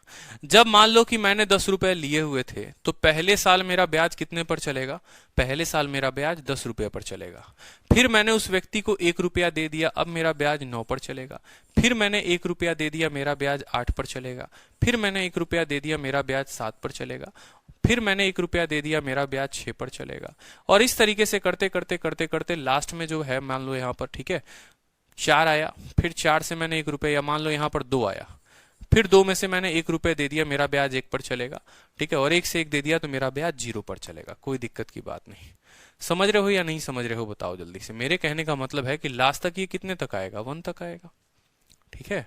क्योंकि हमें टोटल कितने किस्तें देनी है, अगर मैं आपको बता दूं, मान लो 11 किस्तें देनी है ना, 11 किस्तें देनी है, 1 2 3 4 5 6 7 8 9 10 और 11। हमने टोटल किस्तें दी हैं 11, मान लो यहाँ पर टोटल किस्तें जो हमने दी हैं वो 11 दी हैं, ठीक है। 1 रुपए की 1 किस्त, दूसरी किस्त, तीसरी किस्त, चौथी किस्त, 5वीं किस्त, छठी किस्त, 7वीं किस्त, 8वीं, 9वीं, 10वीं, और एक और किस्त हम देंगे यहाँ पर, एक और किस्त देंगे तो जाकर ये अमाउंट होगा। टोटल हमें 11 रुपए की किस्त देनी है, ठीक है। अब समझना मेरी बात को। हमने जो पैसा लिया वो 10 रुपए लिए, 1 रुपए की किस्त लौटा दी, अब 9 रुपए पर ब्याज, फिर 1 रुपए की किस्त लौटा दी, 8 रुपए पर ब्याज, फिर 1 की लौटा दी 7 पर, 1 की लौटा दी 6 पर, 1 की लौटा दी 5 पर, 1 की लौटा दी 4 पर, 1 की लौटा दी 3, फिर 2, फिर 1 रुपए, और उस 1 रुपए का फिर किस्त आपने दे दिया ना, यही सवाल में था ना। 1 2 3 4 5 6 7 8 9 10, ठीक है। 10 9 8 7 6 5 4 3 2 1, ठीक है। इस 1 रुपए की लौटा दी 0, और ये जो लास्ट में आपने 1 रुपया दिया हुआ है ना किस्त के तौर पर, यही 1 रुपया क्या है, यही 1 रुपया आपका ब्याज है। यही 1 रुपया क्या है, आपका ब्याज है। और ये 1 रुपया जो मिला है ना, वो सभी से मिला गया ब्याज है। इस पर भी, इस पर भी, इस पर भी, ऑलमोस्ट सभी से दिया गया। थोड़ा थोड़ा थोड़ा थोड़ा मिल मिलकर मिल मिलकर मिल मिलकर कितना हो गया है, थोड़ा थोड़ा मिल मिलकर वो 1 रुपया बन गया है। ठीक है भाई, 10 रुपए उधारी लिए थे, तो 10 रुपए में तो 1-1 रुपया करके 10 महीने तक चुका दिए। लेकिन आखिरी महीना जो 1 रुपया दिया वो क्या था, जो आखिरी महीना 1 रुपया दिया हमने किस्त के तौर पर, वो सभी पर मिला गया ब्याज था, वो सभी पर ब्याज था। अब अभी कुछ देर पहले आपको हमने सिखाया था, अभी कुछ देर पहले हमने आपको क्या बताया था कि या तो हर किसी का अलग अलग ब्याज निकाल लो, हर किसी का अलग अलग ब्याज निकाल लो, या हर किसी को जोड़कर एक साथ उनका ब्याज निकाल लो। तो हर किसी को जोड़ोगे तो क्या बोलोगे, सर पहले 10 है, फिर कितना है, 9 है। इस तरीके से जोड़ते जोड़ते जोड़ते जोड़ते कहां तक जाओगे, 1 तक। ये टोटल का टोटल कहलाता है पी। ये टोटल को हम क्या कहते हैं, इस टोटल को हम बोलते हैं प्रिंसिपल, मूलधन। ये हमारा पी हो गया। रेट कितना लगेगा, रेट हमारा लगेगा आर। ठीक है, और बोलोगे सर टाइम कितना लगेगा, तो पीछे वाले क्वेश्चन में 1 साल दिया हुआ था, यहां पर क्वेश्चन में मंथली इंस्टॉलमेंट की बात कही गई है, और पीछे वाले क्वेश्चन में ईयरली इंस्टॉलमेंट की बात की गई थी। तो पीछे वाले क्वेश्चन का अगर आप स्टेटमेंट देखोगे जहां पर मैंने किया था, तो यहां पर बोला गया था कि आप जो भी पैसा देते हैं ना, जो भी पैसा देते हैं वो ईयरली इंस्टॉलमेंट पर देते हैं। ठीक है, तो इसीलिए हमने यहां पर साल के जगह पर 1 लिया हुआ था। लेकिन इस वाले क्वेश्चंस में क्या दिया हुआ है कि मंथली इंस्टॉलमेंट, 1 महीना जो है वो साल का कितना होता है, 1 महीना साल का 1/12 होता है। तो ये पूरा का पूरा पी हो जाएगा, ये आर हो जाएगा। टाइम के जगह पर 1/12 लिख देंगे। टाइम के जगह पर क्या लिख देंगे, टाइम के जगह पर 1/12 लिख देंगे। तो हमारा पी आ चुका है, आर आ चुका है, टी आ चुका है, और बट्टे में क्या कर देंगे, बट्टे में 100। ये किसके बराबर होगा, ये पूरा का पूरा एसआई के बराबर होगा। और हमारा एसआई क्या है, 10 रुपए उधारी ली थी, 11 रुपए चुकता किए, तो ब्याज जो हो गया वो हमारा कितने के बराबर, 1 के बराबर। इसको हल कर लीजिए, आपका रेट आ जाएगा। हल करने का तरीका हम आपको बता देते हैं कि हल कैसे करेंगे।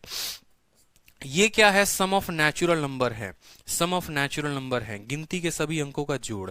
इनका फॉर्मूला क्या होता है, अगर आपको पता नहीं तो सम ऑफ नेचुरल नंबर का जो फॉर्मूला होता है वो n इंटू एन प्लस 1/2 होता है।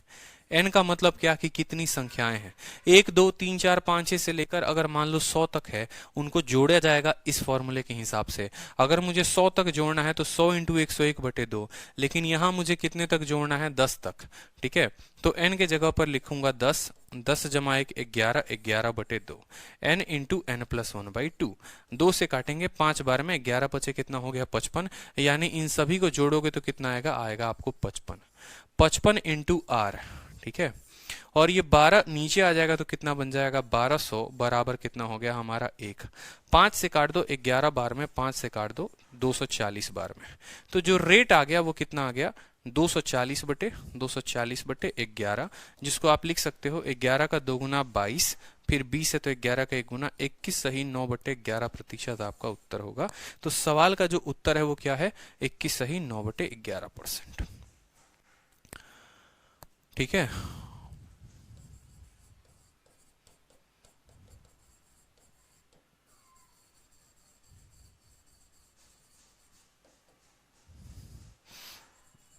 अब देखेंगे सवाल में, इसी सवाल को बहुत जगह पर क्या किया जाता है, इसी सवाल को बहुत जगह 10 के जगह 100 कर दिया जाएगा और 11 के जगह 110 कर दिया जाएगा, तब भी आपका रेट सेम होगा। आप चाहो तो आंसर भी रट सकते हो, 21 सही 9/11। इसी सवाल को 1000 करके 1100 कर दिया जाएगा, 10,000 करके 11,000 कर दिया जाएगा, कोई फर्क नहीं पड़ेगा आपके उत्तर पर, क्योंकि जितना भी जीरो यहाँ एक्स्ट्रा आएगा वो जीरो यहाँ से कट जाएगा। तो हमने किया क्या, हम समझेंगे, हमें ये सब नहीं लिखना था। आपको परीक्षा में लिखना है उत्तर सेकंडों में। आप सेकंडों में कैसे लिखोगे, आज के बाद इस बात को समझ लो, आपको ये सब समझने की जरूरत नहीं है। आप परीक्षा में सीधा क्या करोगे, आप बोलोगे कि सर देखो हमें कितनी किस्तें देनी है, हमें 10 किस्तें देनी है। ठीक है, और हर किस्त 1-1 रुपए की, हमें 11 किस्तें देनी है और हर किस्त 1-1 रुपए की। तो पहले क्या लिखोगे, यहां पर सीधा का सीधा आंसर लिखोगे सेकंडों में। और आंसर कैसे लिखोगे, बोलोगे पहला अमाउंट लिखा 10, फिर उसमें एक कम कर दिया 9, फिर कम कर दिया 8, इस तरीके से कम करते करते 1 तक लेकर आ जाना। रेट की जगह रेट लिखना और टाइम की जगह टाइम लिखना, आपका उत्तर हो जाएगा। कल के दिन यही सवाल को अगर मान लो मैं 15 किस्तें देता, मान लो मैं 15 किस्तें देता, तो मैं क्या बोलता, ठीक है। मान लो मैंने किसी से 14 रुपए लिए हुए हैं और 1-1 रुपए की मैंने उसको 15 किस्तें दी हैं, ठीक है। रेट हमसे पूछा गया है क्या होगा, मैं कैसे लिखूंगा, मैं सीधा का सीधा बोलूंगा, देखो भैया पहला प्रिंसिपल 14 होगा, फिर मेरा प्रिंसिपल 13 होगा और ये कर करके 1 तक जाएगा, बात खत्म, ठीक है भाई। 14 रुपए थे, फिर 1 रुपया दे देंगे, फिर 13 हो जाएगा, फिर 1 दे देंगे, तो ये टोटल प्रिंसिपल हो जाएगा। रेट की जगह रेट लिखेंगे और टाइम की जगह 1/12 और बटे कितना हो जाएगा 100। लिए 14 थे, दिए 15, यानी ब्याज हो गया हमारा 1। अब इसको हल कर लो, ये उत्तर हो जाएगा, ठीक है। ये हमारा क्या होगा, उत्तर हो जाएगा। मान लो एक और सवाल कल के दिन हमसे बोल दे, बेटा तुमने लिए 17 रुपए थे, दिए तुमने 19 रुपए, 1-1 रुपए की तुमने किस्त दी थी हर महीने, बताओ रेट क्या होगा। आप बोलोगे सर लिए कितने हैं, लिए हैं हमने 17, पहला हो जाएगा 17, फिर हो जाएगा 16, करते करते करते करते सर 1 तक, ये प्रिंसिपल हो गया, रेट हमारा आर हो गया। टाइम सर हर महीने की बात हुई है, यानी 1/12 हो गया, बट्टे में लगा देंगे सर 100, बराबर P into r into t लिख दिया सर, ठीक है, बराबर क्या होगा, ब्याज 19 रुपए देने हैं लिए थे 17, ब्याज हो जाएगा सर हमारा 2। क्लियर है कि नहीं है बताओ, ठीक है। तो इस तरीके से हल करोगे। अब इसी के ऊपर प्रैक्टिस शीट में भी आपका क्वेश्चन है, जल्दी से बता दो उत्तर, देखते हैं कि इसका उत्तर कौन स्टूडेंट देता है, कौन आंसर देता है। सबसे पहले इसका उत्तर किसका आता है, देखो सेम सवाल है कि अजय नाम का एक व्यक्ति है जो 19 रुपए अतुल को देता है, और किस कंडीशन पर देता है। कंडीशन आपका ये होता है कि उसको 20 महीने में 20 बराबर किस्तों में पैसे देने हैं, ठीक है। हर महीने 1-1 रुपए देना है। रेट ऑफ इंटरेस्ट क्या होगा, जल्दी से बता दो।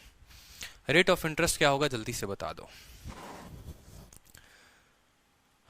रेट ऑफ इंटरेस्ट क्या होगा, बता दो जल्दी से।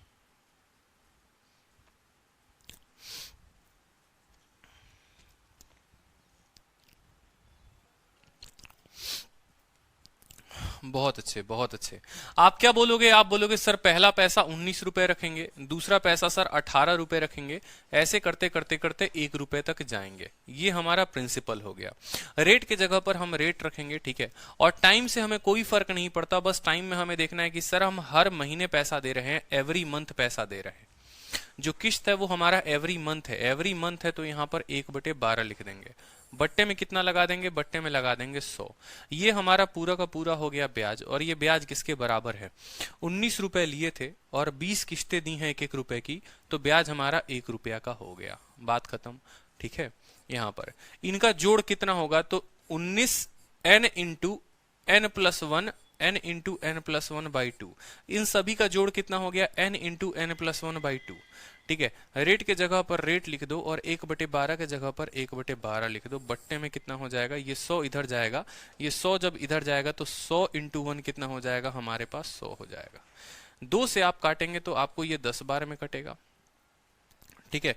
2 से काटेंगे तो 6 बार में कटेगा, 2 से काटेंगे तो 5 बार में कटेगा। 19×5 = 95 इंटू आर बटे 6 बराबर हो गया आपका 100। रेट की वैल्यू की बात करोगे तो 600 बटे कितना हो जाएगा, 95 हो जाएगा। काटना चाहोगे तो काट सकते हो, ठीक है, काटना चाहोगे तो काट सकते हो। 5 से 19 बार में काट लो और 5 से कितनी बार में काट लो, 120 बार में, तो 120 बटे 19, 120 बटे 19 आपका ऑप्शन नंबर बी होगा, क्योंकि बटे में 19 एक ही ऑप्शन में, ठीक है।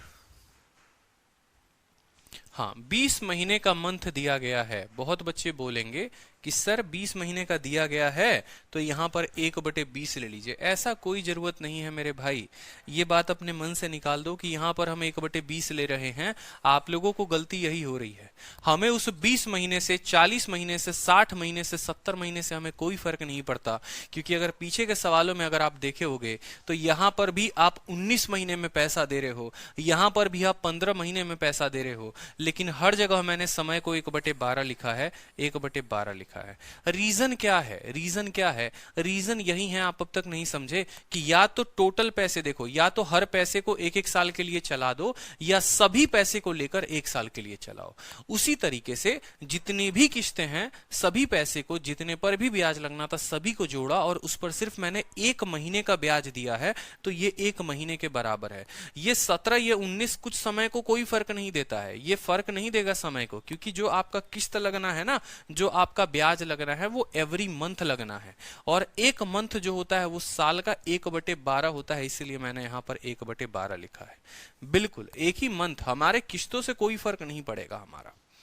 ठीक है, अगर आप पीछे देखते चलो तो समझो मेरी बात को, मैंने पीछे भी जो लिखा था, ठीक है, जो 10 रुपए के पहले वाला एग्जाम्पल भी दिया हुआ था, 480 360, तो हर किसी को मैंने यहां साल लिखा हुआ था, तो 1 ईयर लिखा मैंने यहां पर, क्योंकि क्वेश्चन में यहां ईयरली इंस्टॉलमेंट बोला था। लेकिन वो ईयरली कल के दिन अगर मंथली बदल जाएगा, तो 4 किस्तें हैं कि 5 किस्तें हैं कि 10 किस्तें हैं, कोई फर्क नहीं पड़ेगा। पैसे तो देने सिर्फ एक महीने के लिए हैं, और वो एक महीना साल का 1/12 होता है, इस वजह से हम वहां 1/12 लिखेंगे। क्लियर है? तो यहां पर बहुत बच्चे, मैं जान रहा था कि आप लोगों को कंफ्यूजन आएगा, लेकिन फिर भी मैंने इसे ले रखा है यहां पर। ठीक है, तो क्वेश्चन नंबर 12 में आपको यही बोलता है कि 19 रुपए लिए थे, 20 रुपए दिए, यानी पहला 19 18 इस तरीके से करते करते 1 रेट के जगह पर, इतना टाइम के जगह पर 1/12 आपका 100 हो गया बराबर 1। कभी भी टाइम 1/12 ही होगा, क्योंकि आप किस्त हर महीने दे रहे हो, एवरी महीने। अब जैसे इसी के तरह एक और क्वेश्चन हो गया, ठीक है, इसी के तरह से एक और क्वेश्चन हो गया, पेपर का आया हुआ क्वेश्चन है। क्या बोला है? 2070 रुपए को आप 10 अलग अलग किस्तों में देते हैं। 2070 रुपए आपने उधार लिया, कितने दिए? 10 अलग अलग किस्तों में। ठीक है, आपसे बोला है रेट ऑफ इंटरेस्ट बता दीजिए अगर हर किस्त को आप 230 रुपए में देते हैं। ठीक है, एक और बात, आपसे बोला गया है 270 रुपए को आपने पे किया है 10 मंथली इंस्टॉलमेंट में, हर किस्त को आपने एक एक महीने के हिसाब से दिया है। ठीक है, प्रत्येक किस्त आपकी 2300 रुपए है, 10 किस्त कितने की हो गई? 2300। ठीक है, मेरी बात को समझो, आपने जो पैसा लिया उधारी पर वो लिया 2070 रुपए, आपने जो अमाउंट चुकता किया 230 रुपए की एक इंस्टॉलमेंट थी, और ऐसी आपने 10 इंस्टॉलमेंट भरी है, मतलब आपने टोटल अमाउंट दिया है 2300 रुपए। तो जो आपको ब्याज जो भरा है आपने, वो कितना भरा है बता दो जल्दी से। आपने ब्याज 230 रुपए का भरा है, 2300 में से 2070 को घटा दो, आपने 230 रुपए का ब्याज भरा है, यानी आपका जो ब्याज है वो 230 रुपए का ब्याज है, इसमें कोई शक? ठीक है, अब हमने जो है, हमारे पास तरीका पता है कि हम लिखते कैसे हैं। सबसे पहले हम क्या बोलेंगे? सबसे पहले हम बोलेंगे कि सर 2070 क्या है? सर 2070 है, तो पहला जो ब्याज लगेगा सर 2070 पर लगेगा, कोई दिक्कत की बात। दूसरा ब्याज जो लगेगा सर वो 2070 में 230 रुपए कम करने पर, समझ रहे हो? याद करो, पहला ब्याज 2070 पे लगा, ठीक है, फिर उसके बाद इसमें से आपने कितना रुपया दे दिया? 230 रुपए। तो जो दूसरा ब्याज लगेगा वो कितने पर लगेगा? दूसरा ब्याज जो लगेगा वो सोचो, 2000 में से 200 घटा दो, 1800। ठीक है, 1840 पर लगेगा। कितने पर लगेगा? 1840 पर। फिर आपने इसमें से 230 रुपए दे दिए, तो अब आपका जो ब्याज लगेगा वो कितने पर लगेगा? अब आपका ब्याज 1610 रुपए पर लगेगा। इस तरीके से करते करते आपने टोटल कितने किस्तें भरी हैं? आपने टोटल 10 बराबर की इंस्टॉलमेंट भरी है, आपने 10 किस्तें भरी है। ठीक है, तो पहला प्रिंसिपल ये रहा होगा, दूसरा प्रिंसिपल ये, तीसरा प्रिंसिपल ये। अब अगर आप कायदे से देखो तो ये कहीं ना कहीं अरिथमेटिक प्रोग्रेशन बना रहे हैं। ठीक है,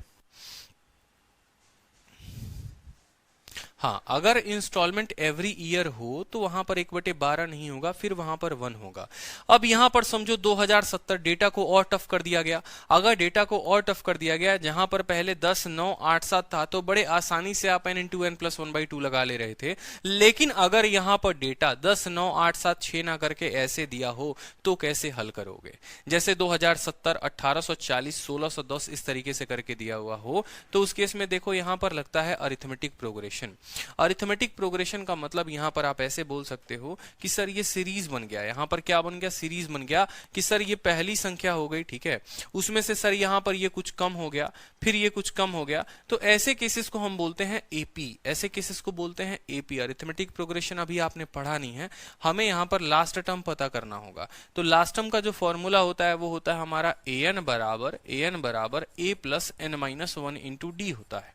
मेरी बात को समझेंगे। बहुत बच्चे ये बात जानते भी होंगे यहाँ पर कि सर ये अरिथमेटिक प्रोग्रेशन में लास्ट टर्म निकालने का फॉर्मूला होता है।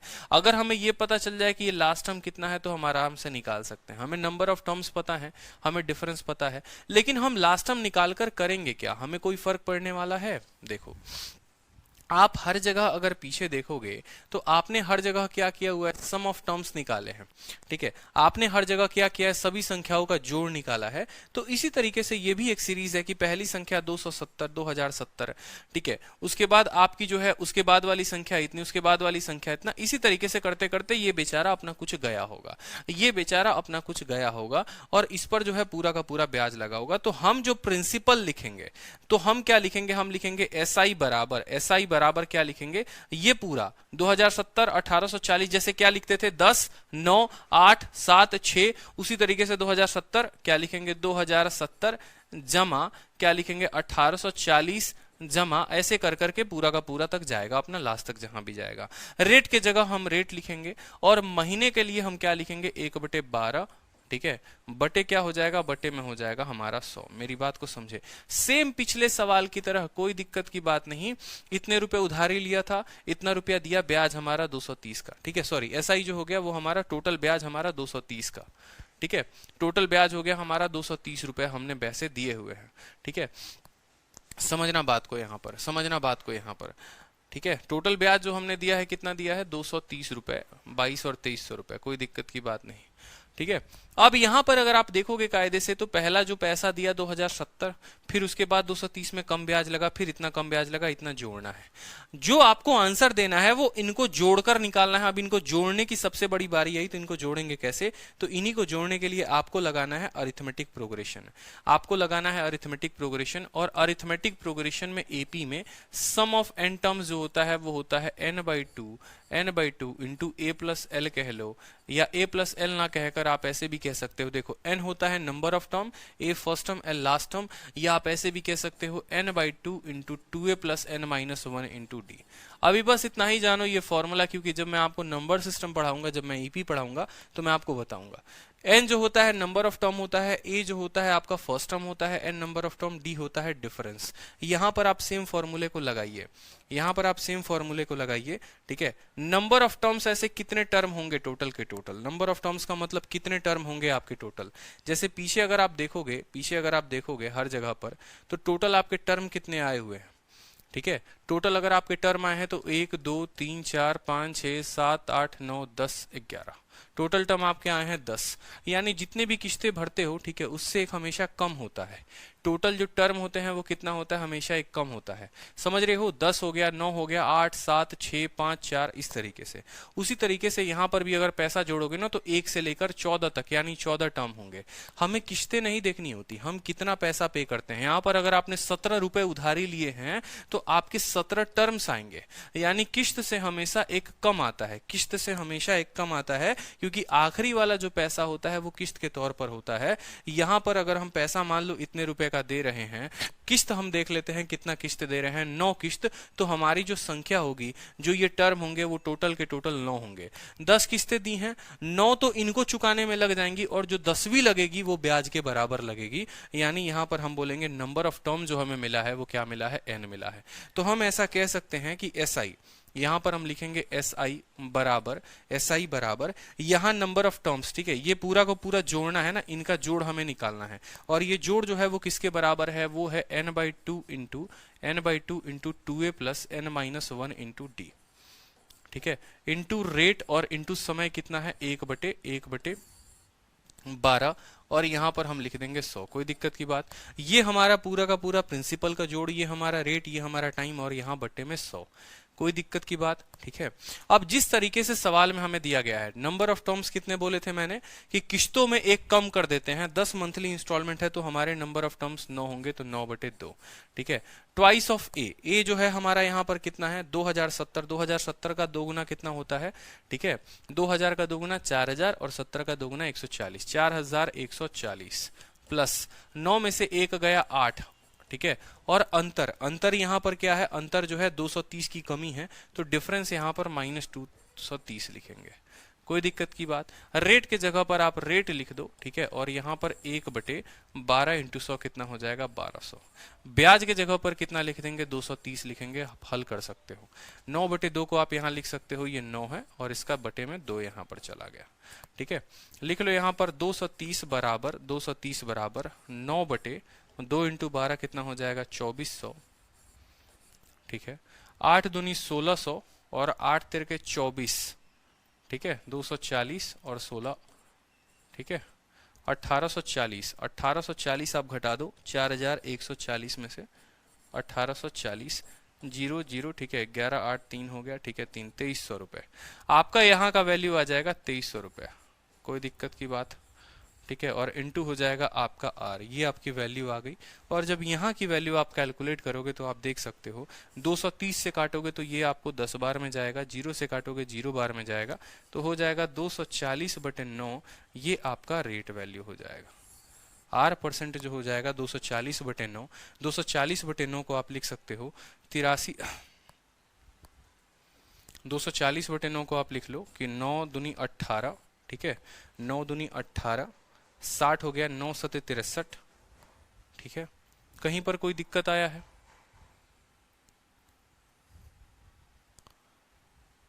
हाँ, 230 नेगेटिव में क्यों लिए साक्षी? क्योंकि यहां पर जो डिफरेंस है वो माइनस में है, डिफरेंस माइनस में है। एपी का डिफरेंस अगर प्लस में होता है तो प्लस लेते हैं, एपी का डिफरेंस माइनस में है, इस वजह से यहां पर माइनस में लेंगे, इस वजह से यहां पर हम क्या करेंगे माइनस में लेंगे। मेरी बात को समझिएगा, ठीक है। यहां पर 3 से काट लो, बिल्कुल यहां 3 से काट लो, तो 3 से आपका 3 बार में, 3 से आपका 8 बार में, तो जो रेट आ गया वो आ गया आपका 80/3, 80/3%, ठीक है। मैं एक एक बात समझाता हूं, अगर समझने की पेशेंस होगी ना तो एक एक बात समझाऊंगा आपको, मैं छोड़ने वाला नहीं हूं, समझो मेरी बात को। सिंपल सा बोला गया है कि प्रिंसिपल आपने इतना लिया है, 10 किश्तों में आपने पैसे इतने चुकाए हैं, तो आपको पता चलना चाहिए आपने ब्याज कितना दिया। आपने 230 रुपए का ब्याज दिया, पहली बार आप इतना पैसा दोगे तो पूरा का पूरा ब्याज इस पर लगेगा, फिर आप 230 रुपए कम दोगे, फिर आपका ब्याज इतने पर लगेगा, फिर 230 रुपए कम दोगे, फिर इतने पर ब्याज लगेगा। ये एक अरिथमेटिक प्रोग्रेशन है। अरिथमेटिक प्रोग्रेशन किसे कहते हैं? जैसे मान लो 10 है, फिर 8 है, फिर 6 है, फिर 4 है, तो ये केस क्या होता है, ये पहला टर्म होता है, डिफरेंस निकालना होता है, इनके बीच का अंतर देखते हैं -2 है, क्योंकि ये 2 से कम होते जा रहा है। अगर वहीं ये टर्म रहता 10 12 14 16, तो उस केस में ये 2 से बढ़ते जाता है, तो कॉमन डिफरेंस +2 लेते हैं हम यहां पर, ठीक है। अब हमें यहां पर पता है कि भैया हमारा वैल्यू कम होते जा रहा है, तो SI बराबर principal into rate into time upon 100 लिखते हैं। प्रिंसिपल के जगह पर क्या लिखेंगे? प्रिंसिपल के जगह पर ये जो बक्से में होते हैं उन सब का जोड़ लिखा जाता है, लेकिन ये एक सीरीज में है, ऐसे तो जोड़ नहीं सकते ना, फिर आपको इसको निकालना पड़ेगा अलग से, इसको अलग से निकालना पड़ेगा, इसको अलग से निकालना पड़ेगा, तो भैया कितने को जोड़ोगे? मत जोड़ो, ठीक है। ये पता करो कितने टर्म्स होते हैं, कितने टर्म होते हैं, तो जितना भी इंस्टॉलमेंट होता है उससे कम टर्म होता है। अगर मैं 9 किस्तें दे रहा हूं ना, तो 8 किस्तें मेरी चुकाने के लिए होती है और 9वीं वाली जो किस्त होती है वो सबका ब्याज होता है, यानी यहां पर टोटल 9 टर्म मिलेंगे हमें। तो वहीं पर हमने लिखा SI बराबर n/2 इंटू 2a, ये फॉर्मूला लिख दिया, रेट के जगह पर रेट लिख दिया, समय के जगह पर समय लिख दिया, 100 लिख दिया। जो ब्याज हमने दिया है वो 230 रुपए का ब्याज दिया है। नंबर ऑफ टर्म्स हमारे 9 है, बट्टे का 2 है, 2a का मतलब 2070 का 2 गुना 4140, 9 में से 1 गया, 8 हो गया, डिफरेंस हमारा -230 का है। हल करोगे तो 80/3 आ जाएगा। सर वहां 23 नहीं आएगा, कहां 23 नहीं आएगा मेरे भाई, ये बता दो कहां पर 23 नहीं आएगा, ठीक है। क्लियर हो गया? तो 80/3, कोई समस्या, कोई परेशानी, कोई कष्ट, ठीक है। कैलकुलेशन ज्यादा है, हाँ बिल्कुल ज्यादा है, एक तगड़ा क्वेश्चन मैंने आपको दिया ही हुआ है, ठीक है। अब कल की क्लास में जो है मैं आपको करा दूंगा कैश डाउन, ठीक है, जो कि बहुत बढ़िया सवाल है। कैश डाउन का पेमेंट, जैसे मान लो सेम तरीके के ये सवाल हो जाते हैं, कोई डिफरेंट नहीं होता, ठीक है। सेम सवाल ये भी होता है, अगर करोगे तो सेम तरीके से कर सकते हो कि भैया मार्केट प्राइस रेफ्रिजरेटर का 10,000 है, वो अवेलेबल है कैश डाउन पेमेंट पे 2,000 रुपए पे, और 9 बराबर की किस्तें देनी है, रेट ऑफ इंस्टॉलमेंट बता दो, ठीक है। चलो यहां बता देता हूं, एक और सवाल है, इसको भी बता देता हूं। कैश डाउन पेमेंट के सवालों का क्या हल हम करते हैं और कैसे, सेम भाषा बस बदल दी जाती है और सवाल में कोई दिक्कत नहीं होती यहां पर, ठीक है। एक 10,000 रुपए की फ्रिज है, उस 10,000 रुपए में आपने 2,000 9,000 रुपए की पेमेंट कर दी है। अब 1,000 रुपए की आप 9 मंथली इंस्टॉलमेंट करते हो, यानी सोचो 9,000 रुपए आपने किस्तों में दिए हुए हैं। ठीक है, इस सवाल से मैं कल बताऊंगा, क्योंकि बहुतों का दिमाग जो है ना वो फ्राई हो चुका होगा। तो कल जो है पहले रिवाइज करके आना, ताकि मैं आपका, कल संडे है बेशक, लेकिन कल मैं संडे को सुबह में क्लास लूंगा, मैं पहले बता दे रहा हूं। ठीक है, कल मैं संडे को सुबह में लूंगा क्लास, मैं बता देता हूं आपको, मैं टाइम बता दूं। तो कल की जो क्लास होगी वो मुझे लगता है, मैं एक बार कंफर्म करके, ठीक है, जहां तक मेरी तरफ से जो टाइम है वो 12 बजे है, कि 12 बजे आप लोगों की मैं 1 घंटे की क्लास ले लूंगा, और 1 घंटे में ये आपका इंस्टॉलमेंट मैं खत्म करा दूंगा। ठीक है, बाकी ऑन गोइंग क्लासेस में इवेंट आप देखते रहना, कोई दिक्कत की बात नहीं। ठीक है, तो ये भी सेम तरीके का सवाल है, अगर कायदे से देखोगे तो देखो, मैं शॉर्ट में बिना पेन उठाए भी आंसर बता दूंगा। 9 किस्तें देनी है 1,000 की, मतलब 9,000 रुपए मेरा हो गया। ठीक है, 2,000 रुपए मैंने डाउन पेमेंट किया, 11,000 रुपए लिए, कितने थे 10,000, ब्याज कितना दिया 1,000, तो ब्याज के जगह पर, एसआई के जगह पर मेरा कितना आ जाएगा, 1,000 आ जाएगा। ठीक है, प्रिंसिपल की बात करोगे, प्रिंसिपल की बात करोगे, 10,000 में 2,000 दे चुका हूं। ठीक है, यानी 8,000 से शुरू होगा, 8,000 करते करते करते करते 1 तक जाएगा। तो कल पढ़ा दूंगा मैं आपको, चिंता मत करो, बहुत आसान सवाल होते हैं, ये सब टाइम नहीं लेते हैं। ठीक है, डाउट क्लास का भाई अभी टाइम नहीं मिल पा रहा है, डाउट क्लास एक ही साथ रख लूंगा, शीट बनाते रहो, डाउट रखे रहो, कोई दिक्कत की बात नहीं है। ठीक है, चलो 12 बजे कल होगी क्लास। ठीक है, अभी टेंटेटिव टाइम जो है वो 12 बजे है, एक बार बात करके मैं आपको बता दूंगा। ठीक है, चलो ध्यान रखो सभी, खुश रहो, मस्त रहो। ठीक है, कल सुनील सर की मैराथन है, इस वजह से क्लास की जो टाइम है वो शाम में नहीं रख सकते। ठीक है,